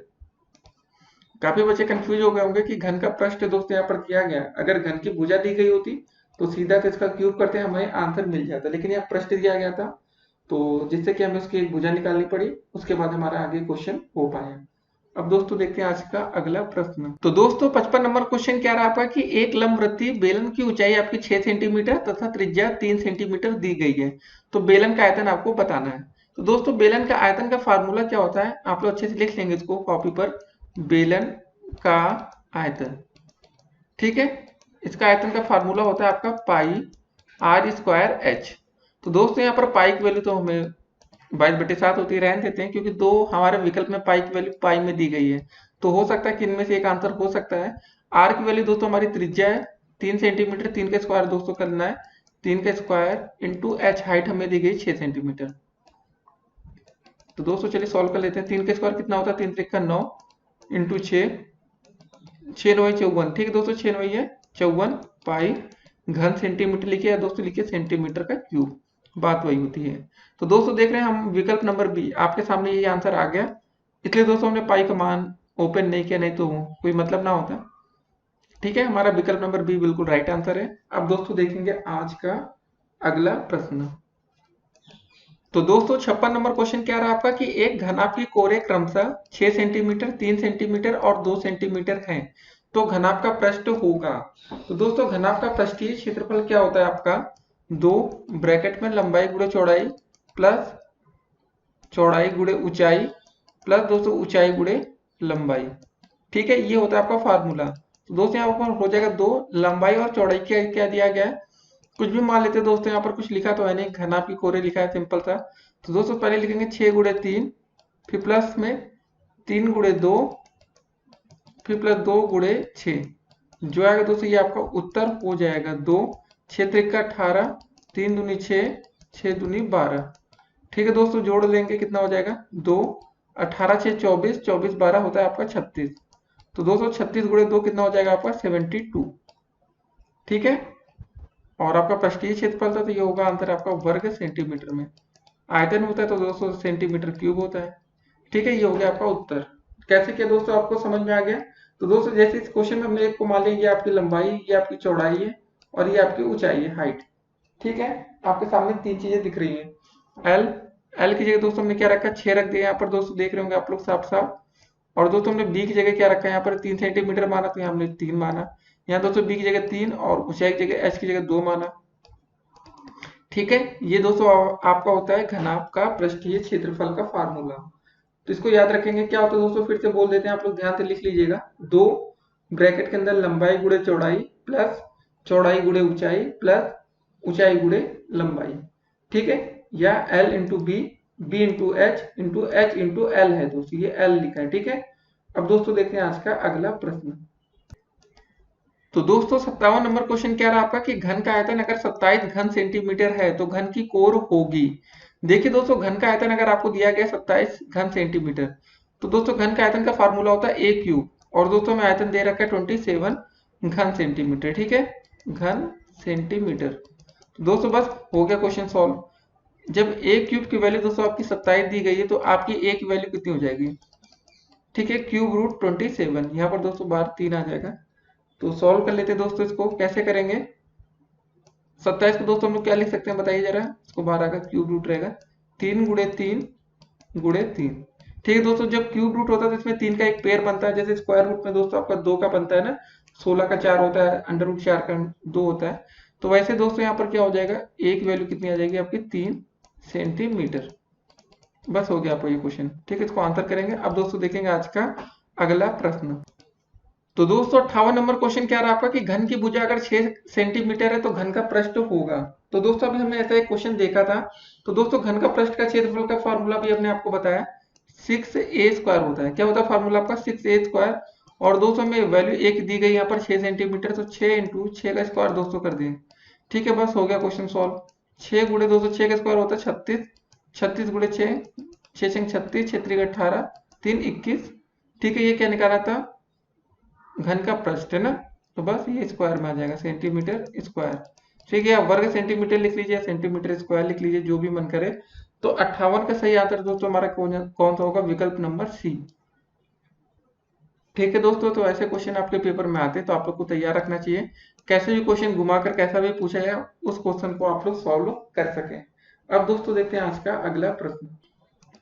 तो दोस्तों 59 नंबर क्वेश्चन क्या रहा आपका कि घन का विकर्ण दोस्तों अगर दिया गया है 4 अंडर रूट 3 सेंटीमीटर, तो आयतन पूछा गया है।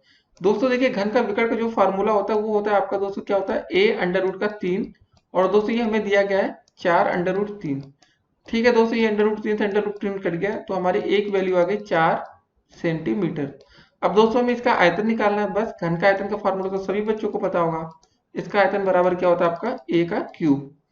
4 का क्यूब कर देते दोस्तों, जो आएगा उत्तर होगा 4 चौके 16 चौके 64, 64 वर्ग सेंटीमीटर लिखिए दोस्तों, या ये आयतन दोस्तों हमें निकालना है ना, जल्दबाजी में दोस्तों ये गलती होती है, इसको हम लिखेंगे घन सेंटीमीटर या सेंटीमीटर क्यूब। ठीक है दोस्तों, ये आपका आंसर हो जाएगा 64। देखते हैं विकल्प में कौन सा विकल्प सही है। विकल्प नंबर सी आप दोस्तों देख रहे होंगे, 64 दिया गया है। अब दोस्तों इसको टिक करते हैं। अब दोस्तों देखते हैं आज का अगला प्रश्न। तो दोस्तों 60 नंबर क्वेश्चन क्या रहा आपका कि एक कमरे के फर्श का क्षेत्रफल अगर 48 वर्ग मीटर है, उसकी ऊंचाई 5 मीटर हो तो कमरे का आयतन होगा। दोस्तों जो कमरे का फर्श का क्षेत्रफल होगा उसमें देखिए लंबाई भी होगी, एक चौड़ाई भी होगी। ठीक है, ये बात मानते हैं कि नहीं आप? कमरे का फर्श का क्षेत्रफल होगा, लंबाई गुणे चौड़ाई हो गया। अब बात आती है ऊंचाई। दोस्तों जब लंबाई गुणे चौड़ाई गुणे ऊंचाई मिलता है तो क्या बनता है? इसका एक आयतन बन जाता है। तो बस इस क्षेत्रफल और इस ऊंचाई को दोस्तों हम गुणा कर देंगे, जो आएगा वो आपका उत्तर होगा। ठीक है, 48 गुणे 5 कितना आंसर आ जाएगा? 5 का 0, 5 के 20 4 24। दोस्तों यहाँ वर्ग मीटर था, ये मीटर में था, तो ये होगा आपका घन मीटर। घन मीटर दोस्तों। ठीक है, ये आपका क्या हो जाएगा? आंसर। तो ऐसे क्वेश्चन आपके पेपर में पूछे जाते हैं, तो आपको तैयार रखने हैं। देखिए क्वेश्चन थोड़ा सा ट्रिकी था।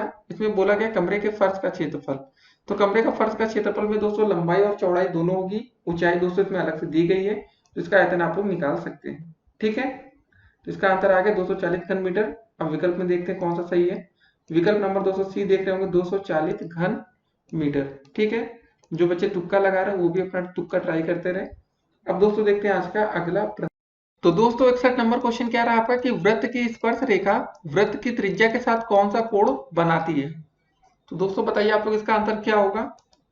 तो सभी बच्चे अपना आंसर सोच रहे होंगे। देखिए होता क्या दोस्तों, एक ऐसा आपने वृत्त बना लिया, उसके बाद दोस्तों कोई स्पर्श रेखा अगर यहाँ से टच होकर जाती है तो ये दोस्तों वृत्त के साथ कौन सा कोण बना रही है? तो समझ में आ गया होगा आपको। अब ये आपका बनाती है 90 अंश का कोण।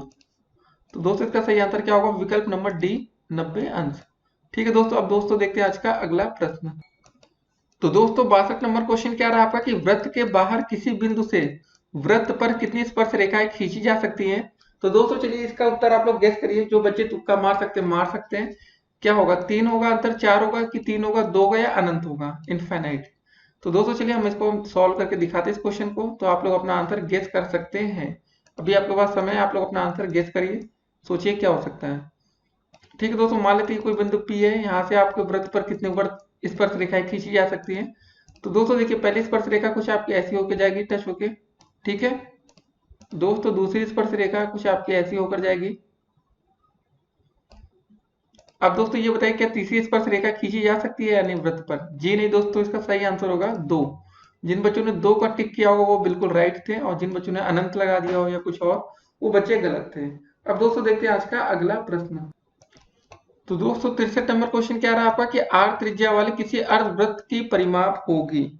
ठीक है दोस्तों, ये आपको बताना है। तो अर्धवृत्त की दोस्तों यहाँ पर ये ध्यान देना, आपका अर्धवृत्त का बताना है। दोस्तों आपको पता होगा वृत्त की परिधि क्या होती है आपकी? 2πr होती है। ठीक है दोस्तों, पूरे वृत्त की। अगर दोस्तों हम इसका आधा करते 2 से भाग करते तो कितना बचेगा आपका? सिर्फ और सिर्फ पाई इंटू आर। तो क्या विकल्प सही होगा दोस्तों? आपका विकल्प नंबर 1 बिल्कुल राइट आंसर है। इसको टिक करेंगे और आप लोग पूरे 1 अंक, या अति लघुत्तरी में है तो भी 1 अंक, लघुत्तरी में है तो 2 नंबर पाकर जाएंगे। अब दोस्तों देखते हैं आज का अगला प्रश्न।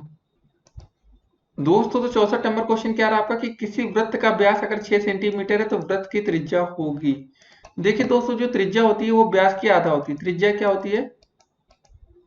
आपकी व्यास की आधा होती है, और जो व्यास होता है वो त्रिज्या का दुगना होता है। ठीक है, त्रिज्या बराबर व्यास बटे 2। व्यास दिया है 6 सेंटीमीटर, मतलब 6 बटे 2 कर देंगे। 2 तिहाई 6, 3 आ गया आंसर आपका। ठीक है, 3 सेंटीमीटर।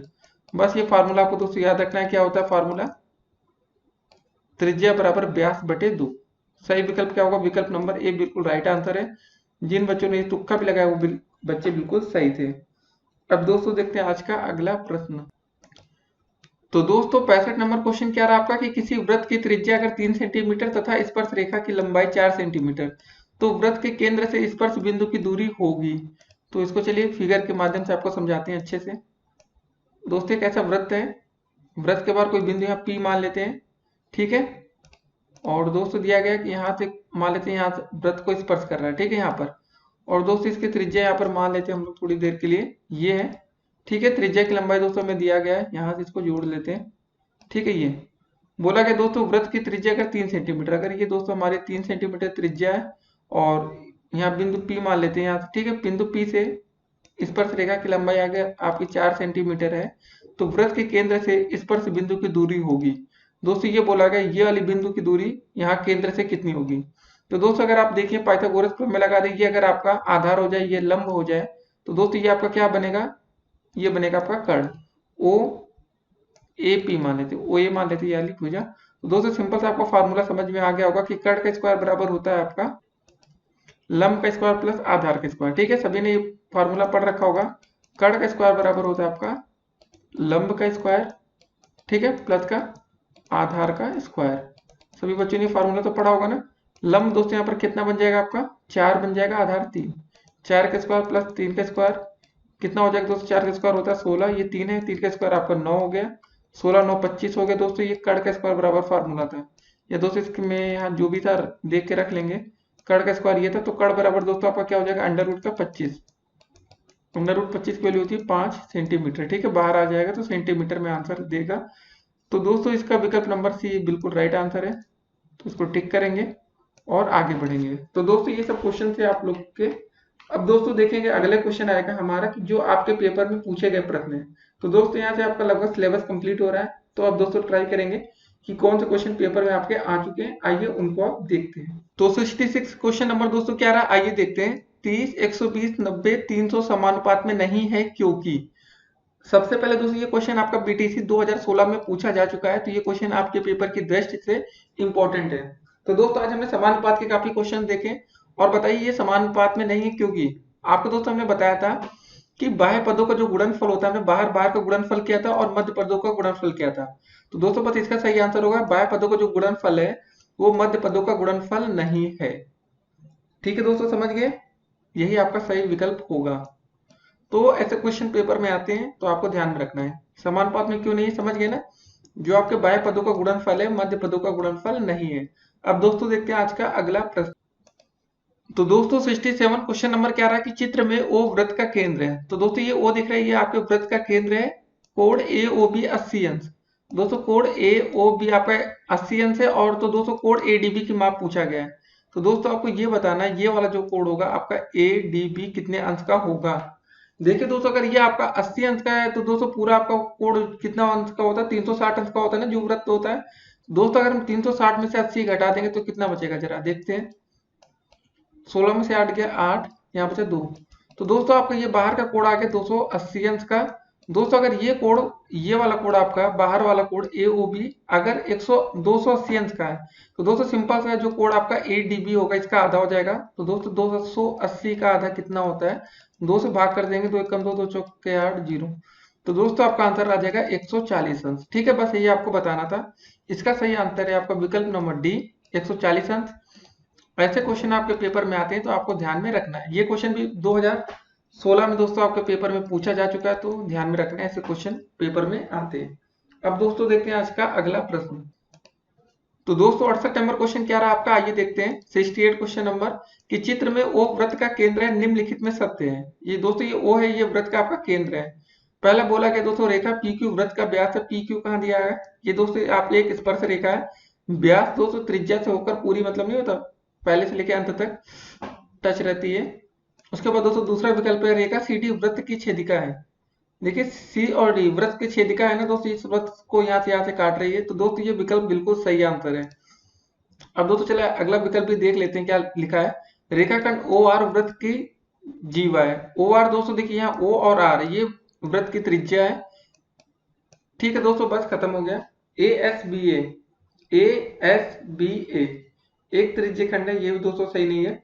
तो दोस्तों आपका सही आंसर क्या मिल गया आपको कि रेखा सीडी वृत्त की छेदिका है, बस इतना सही आंसर है। और दोस्तों ये प्रश्न भी आपका बीटीसी 2016 में पूछा जा चुका है, ध्यान से देखना है। अब दोस्तों देखते हैं आज का अगला प्रश्न। तो दोस्तों 69 नंबर क्वेश्चन क्या रहा आपका कि 2000 रुपए का 5% वार्षिक ब्याज की दर से 2 वर्ष का ब्याज होगा। अब दोस्तों यहाँ पर ना तो चक्रवृद्धि ब्याज ना तो साधारण ब्याज, तो साधारण ब्याज ही निकाल देते हैं। तो साधारण ब्याज बराबर दोस्तों होता है आपका मूलधन। तो दोस्तों मूलधन आपका दिया गया 2000 रुपए गुणे दर। दर की जगह दोस्तों हम 5 रखेंगे और समय दोस्तों आपका 2 वर्ष है बटे में 100। ठीक है, तो सॉल्व कर लेते हैं। एक 2 जीरो से ये 2 जीरो कट जाएगा, 20 पंजे 100 गुणे 200। तो दोस्तों आपका आंसर आ गया 200 रुपए। ठीक है, आपका विकल्प नंबर कौन सा सही होगा, सी विकल्प बिल्कुल सही आंसर है। जिन बच्चों ने सी को टिक करेंगे वो पूरे अंक पा जाएंगे। तो अगर आपने फार्मूला ना समझा हो तो समझ लीजिए, फिर से दोस्तों हम लिख देते हैं, कॉपी पर लिख के याद कर लीजिएगा। साधारण ब्याज बराबर आपका फार्मूला होता है मूलधन गुणे दर गुणे समय बटे में आपका होता है 100। ठीक है, अंग्रेजी में ऐसे भी आप लोग लिखते होंगे PRT बटे 100। ठीक है, तो इसको ध्यान में रखना है। अब दोस्तों देखते हैं आज का अगला प्रश्न। तो दोस्तों 70 नंबर क्वेश्चन क्या रहा हमारा कि 5 की पावर 6 माइनस 1 5625 का लघुगणकीय रूप है। तो दोस्तों ये कुछ अलग टाइप का क्वेश्चन है, तो चलिए इसको देखते हैं कैसे सॉल्व करते हैं। आपने एक फार्मूला पढ़ा होगा, क्या पढ़ा होगा दोस्तों आपने, b की पावर x बराबर y। अगर दोस्तों इसमें हम दोनों तरफ log लेते हैं तो क्या होता है आपका, log ऑफ y बराबर दोस्तों हो जाएगा आपका x, और दोस्तों बेस में आपका क्या चला जाएगा, y, b चला जाएगा। ठीक है, ध्यान देने वाली बात है दोस्तों, क्या हो जाएगा, फिर से ध्यान देते हैं। हमने क्या पढ़ रखा है पहले से कि b की पावर x बराबर दोस्तों होता है आपका y। अगर ऐसा क्वेश्चन दिया गया है तो दोस्तों इसको आप लिख सकते हैं log ऑफ y। दोस्तों ये बेस में चला जाता है, जो b रहता है नीचे, और दोस्तों हो जाएगा आपका x। ठीक है, अगर आपको इतना पता है तो इस क्वेश्चन को आप आसानी से कर ले जाएंगे। यहाँ पर दोस्तों दिया गया है, ये क्वेश्चन आपको दिया गया है ना दोस्तों कि b की पावर x कैसे बनाएंगे दोस्तों इसको, आपका क्या हो जाएगा, आपने इतना क्वेश्चन दोस्तों देखा होगा b की पावर x बराबर y। इसमें दोस्तों पुट करके देखते हैं, बिल्कुल इसको रट्टा हमारे रखिए आप लोग, b की पावर x बराबर y। तो हम दोस्तों सबसे पहले लिखते हैं log y। तो आपका हो जाएगा log y की जगह दोस्तों ये रख देंगे 15625। दोस्तों जो पावर थी आपकी वो आगे चली आएगी, और दोस्तों बेस था यहाँ पर आ जाएगा। ठीक है, log 156 बेस 5 बराबर 6। कौन सा विकल्प दोस्तों सही है, इसको देखते हैं। आपका विकल्प नंबर 1 ए जो दे रखा बिल्कुल सही आंसर है। तो ऐसे क्वेश्चन आपके पेपर में आ सकते हैं दोस्तों, तो आप लोग गलती मत करिएगा। उम्मीद करते हैं कि इस वीडियो को देखने के बाद इस तरह के क्वेश्चन आप लोग आसानी से कर ले जाएंगे। लेकिन दोस्तों कैसे भी क्वेश्चन आपके पेपर में आ सकते हैं, तो आपको ध्यान रखना है। ठीक है, फिर से इसको बोल देते हैं फार्मूला, याद रखना है b की पावर x बराबर दोस्तों कभी y दिया है तो इसका मतलब होता है log ऑफ y। जो ये दोस्तों b रहता है नीचे बेस में जाएगा b, और पावर आपकी यहाँ आ जाएगी। ठीक है, बस इतना ध्यान में आपको रखना है। इसी के बेस पर ये क्वेश्चन हमने कर लिया है। दोस्तों ये फार्मूला अगर आप सामने से लिख देंगे अपने आप से, तो देख के दोस्तों आप लोग बना लेंगे। जो आपका था y बराबर दिया था, जिसने हम इसको हमने log से जोड़ा। देखिए दोस्तों और समझिए आप लोग कैसे हमने इसको किया है। ठीक है, ये 5 नीचे गया बराबर 6। ठीक है, अब दोस्तों देखते हैं आज का अगला प्रश्न, और ये क्वेश्चन बीटीसी 2016 में आपका पूछा जा चुका है। तो दोस्तों 71 नंबर क्वेश्चन क्या रहा आपका कि यदि 16:8 समानुपात 8:x है तो x का मान आपको बताना है। तो दोस्तों ऐसे क्वेश्चन आज हमने पहले कर चुके हैं। चलिए दोस्तों देखते हैं कैसे होगा ये प्रश्न आपका कि 16:8 समानुपात का चिन्ह, फिर 8:x। तो दोस्तों आपको x का मान निकाला। हमने बताया था दोस्तों आप लोग बाहर का गुणा बाहर से, अंदर का गुणा अंदर से करेंगे। तो क्या हो जाएगा आपका 16 डॉट में x आ जाएगा बराबर दोस्तों 8 गुणे 8 करेंगे तो 8 गुणे 8, डॉट का चिन्ह है दोस्तों, x बराबर आ जाएगा दोस्तों 64 होता है 64/16। 16 कम 16, 16 चौके 64। तो दोस्तों आपका x का मान यहाँ से आ जाएगा 4। यही आपका उत्तर हो जाएगा, सिंपल सा आंसर। ठीक है, तो दोस्तों देखते हैं विकल्प में कौन सा हमारा आंसर सही जिसमें 4 आ रहा है। विकल्प नंबर सी, ये बिल्कुल आपका करेक्ट आंसर है। अब दोस्तों देखते हैं आज का अगला प्रश्न। तो दोस्तों 72 नंबर क्वेश्चन क्या रहा आपका कि वृत्त के चाप और उसकी जीवा द्वारा घिरा हुआ क्षेत्र कहलाता है। ठीक है, वृत्त के चाप और उसकी जीवा द्वारा घिरा हुआ क्षेत्र आपका क्या कहलाता है दोस्तों, बताइए, सोचिए आप लोग। और यह प्रश्न दोस्तों आपके बीटीसी 2017 में पूछा जा चुका है। तो सोचिए दोस्तों इसका आंसर। तो सही आंसर दोस्तों इसका होगा आपका त्रिज्य खंड। याद रखना है दोस्तों। ठीक है, ऐसे क्वेश्चन पेपर में आ सकते हैं। देखिए वृत्त का चाप होगा और उसकी जीवा द्वारा जो घिरा हुआ क्षेत्र होगा त्रिज्य खंडी तो कहलाएगा ना, समझ के रट्टा मार लीजिए। अब दोस्तों देखते हैं आज का अगला प्रश्न।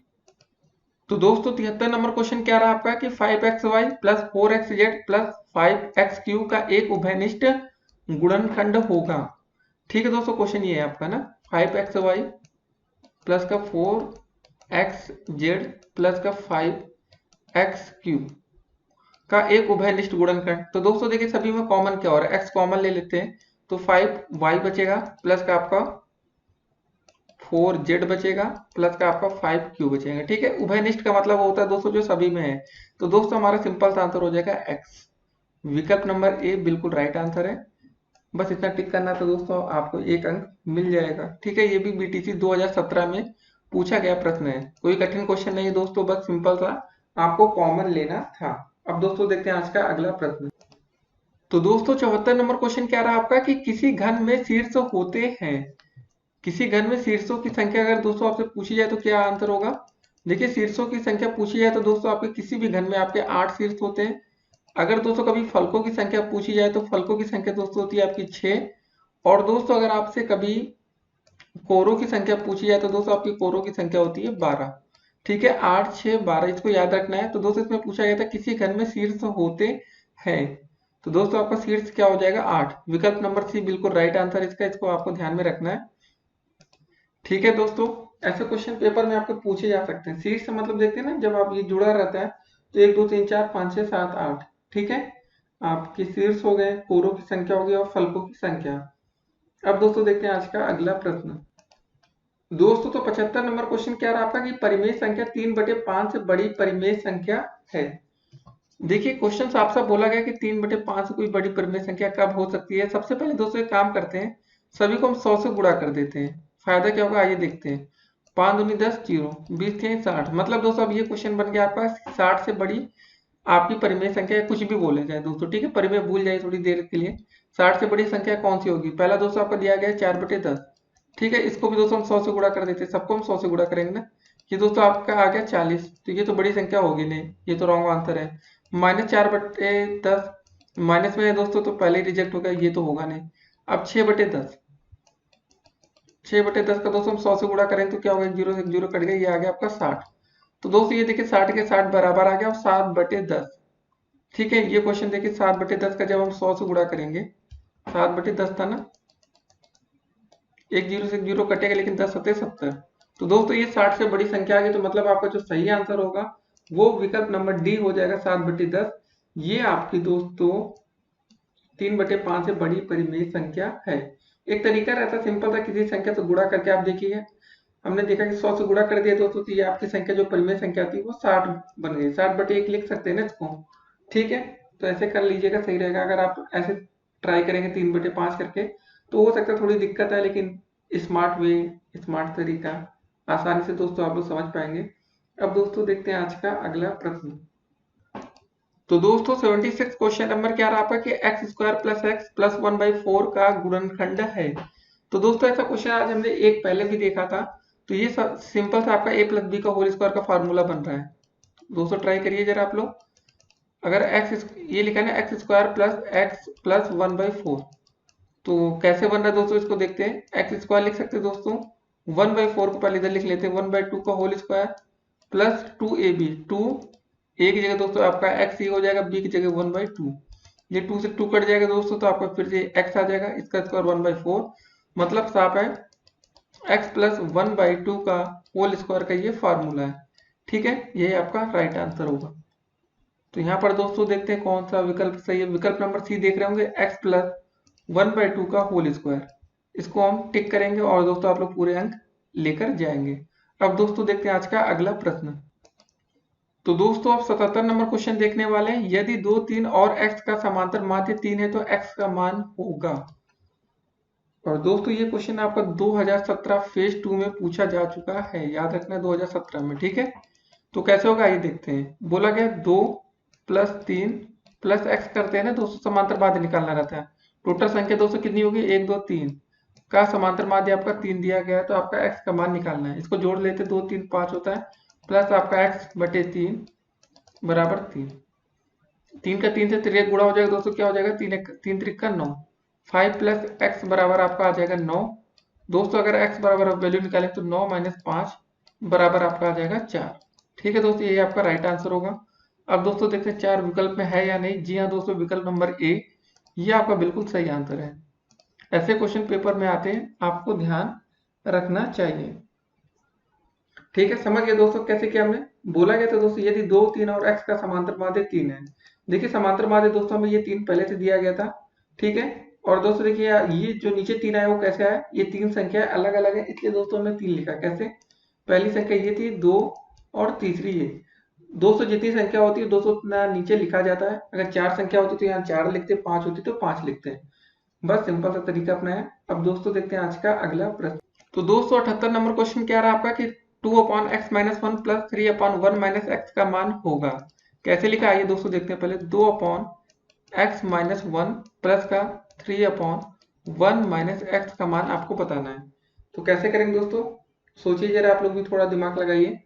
एक काम कर सकते हैं दोस्तों, इस प्रश्न में हम लोग क्या कर सकते हैं, ये दोस्तों लिखा 2/x - 1 लिखा है ना दोस्तों। एक काम करेंगे जरा, ये वाला यहाँ पर 3 माइनस का कॉमन ले लेंगे तो क्या हो जाएगा दोस्तों, आपका x -1 हो जाएगा। ठीक है, माइनस कॉमन ली तो माइनस पहले आ गया।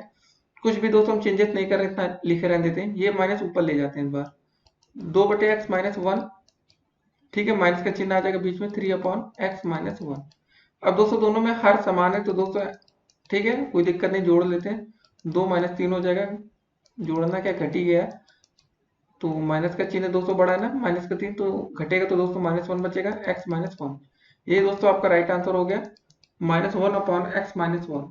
कौन सा विकल्प है, देखिए जरा दोस्तों, विकल्प नंबर डी, ये आपका बिल्कुल राइट आंसर होगा। ठीक है, अब दोस्तों देखते हैं आज का अगला प्रश्न। समझ गए ना इसमें क्या किया हमने, कुछ नहीं किया दोस्तों। यहाँ पर जो ये माइनस वाला था ना, यहाँ पर देखिए जरा, माइनस का चिन्ह था, इसको हम कॉमन लिए, इसलिए दोस्तों हमने कॉमन बनाया कि जो आपका हर है ना, यहाँ x-1 था, इधर भी दोस्तों हम चाहते थे कि x-1 हो जाए। जब तक आपका हर समान नहीं होगा तब तक ना उसमें आप जोड़ सकते हैं ना तो उसमें घटा सकते हैं। अब दोस्तों देखते हैं आज का अगला प्रश्न। तो दोस्तों 79 क्वेश्चन नंबर क्या रहा आपका कि चार समानुपाती पदों में मध्य पदों का गुणनफल अगर 36 है, यदि बाह्य पदों में एक पद 3 है तो दूसरे बाह्य पद होगा। तो दोस्तों ये क्वेश्चन पहले आपका 2017 में ही पूछा गया था, इसको आपको ध्यान में रखना है। ठीक है, तो कैसे ये क्वेश्चन करेंगे आइए देखते हैं। जब दोस्तों दिया गया हमें मध्य पदों का गुणनफल दिया गया दोस्तों 36। देखिए इसका फार्मूला सिंपल सा होता है, बाह्य पदों का गुणनफल बराबर मध्य पदों का गुणनफल, समानुपात में आपको ये याद रखना है। ठीक है, मध्य पदों का गुणनफल दोस्तों में 36 दिया गया है, बाह्य पदों का एक पद हमें 3 दिया है, दूसरा पद दोस्तों हम p मान लेते हैं, बस हो गया क्वेश्चन खत्म। p बराबर दोस्तों आपका हो जाएगा 36/3। ठीक है, 3 एकम 3, 3 दूनी 6, दोस्तों हमारा p का मान आ गया 12, बस ये आपका उत्तर हो जाएगा। विकल्प नंबर 200 देखते हैं, सी आपका बिल्कुल राइट आंसर है। ऐसे क्वेश्चन आपके पेपर में पूछे जाते हैं। समझ गए, फिर से समझा देते, नहीं समझे हो। अगर दोस्तों कभी ऐसा दिया है x अनुपात y अनुपात समानुपात का चिन्ह p अनुपात q, तो क्या करते हैं दोस्तों, हमने बताया कि आपको बाह्य पदों का गुणनफल बाहर से, अंदर का गुणा अंदर से, तो दोस्तों इसका आंसर होगा yp बराबर आपका xq। क्वेश्चन में क्या बोला गया दोस्तों कि हमें मध्य पदों का गुणनफल दिया गया था। जी हाँ दोस्तों, मध्य पदों का मतलब क्या था आपका, y इंटू पी की वैल्यू हमें दी गई है।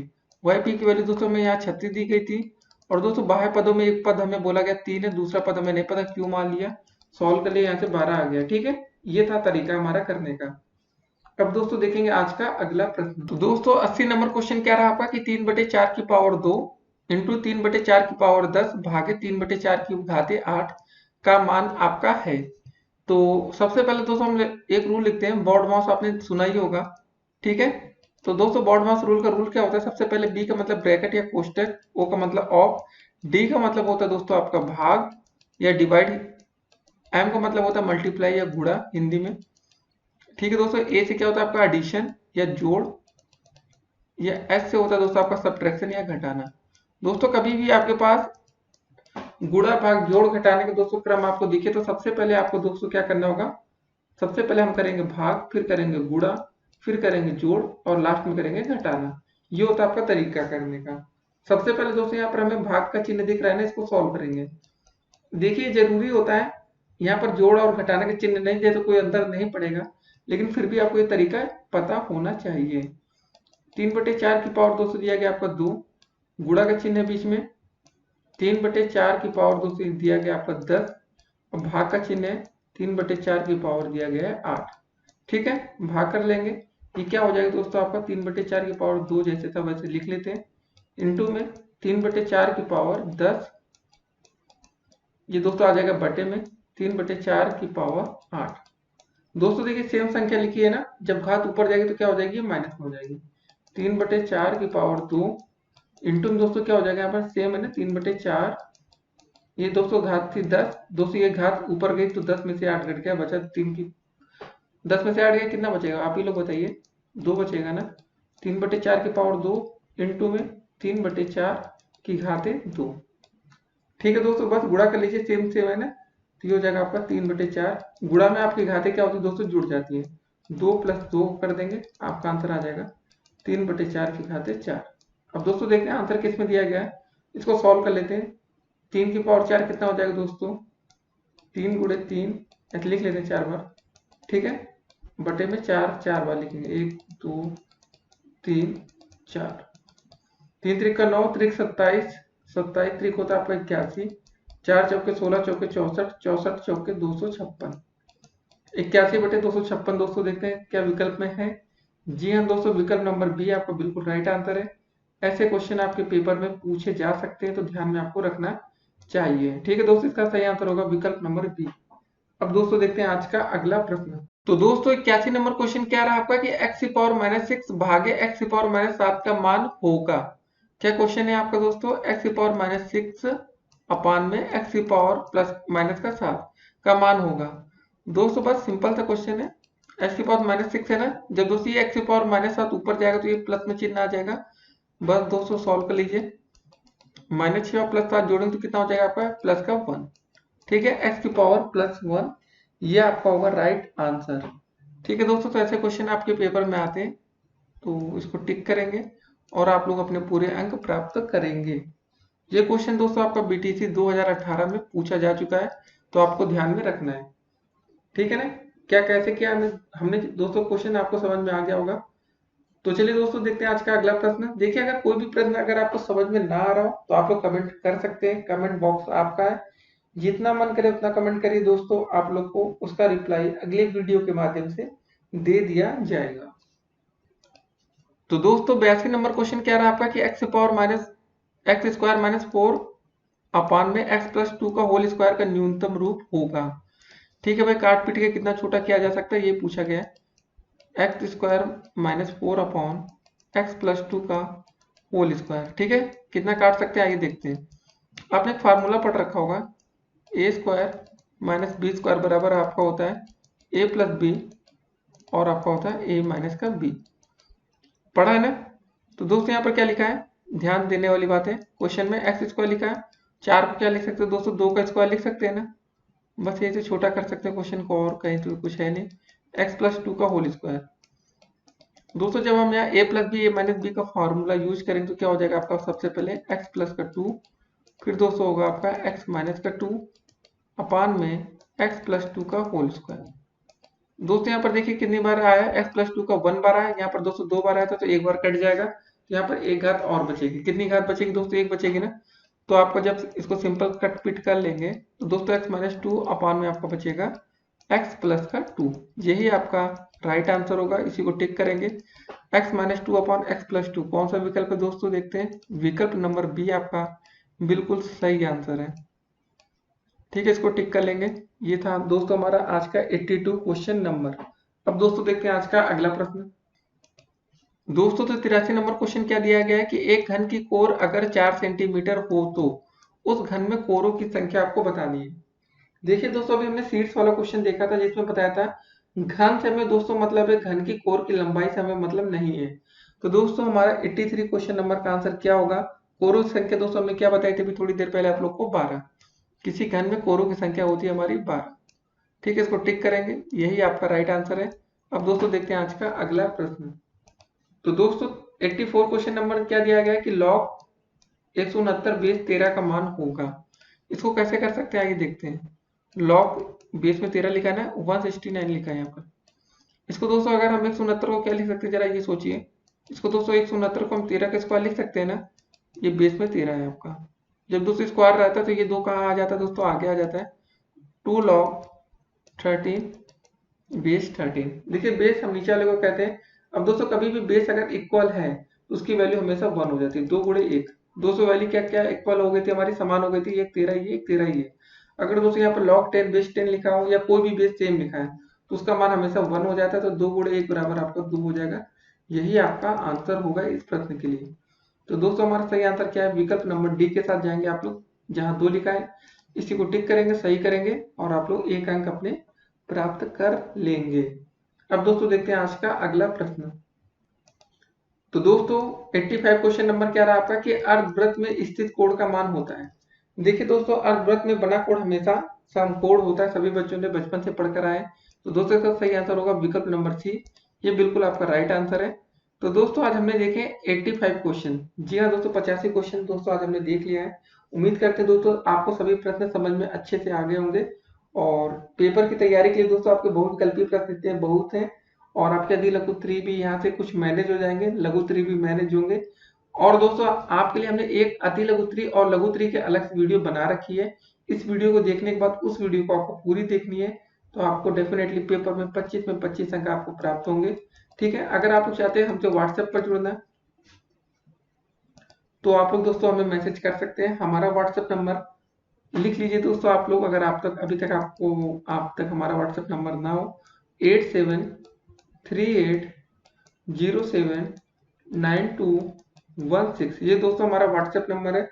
आप लोग इस पर मैसेज करके हमसे जुड़ सकते हैं। अगर आपको कोई डाउट्स हो, कुछ भी हो, तो आप लोग हमें मैसेज करिए।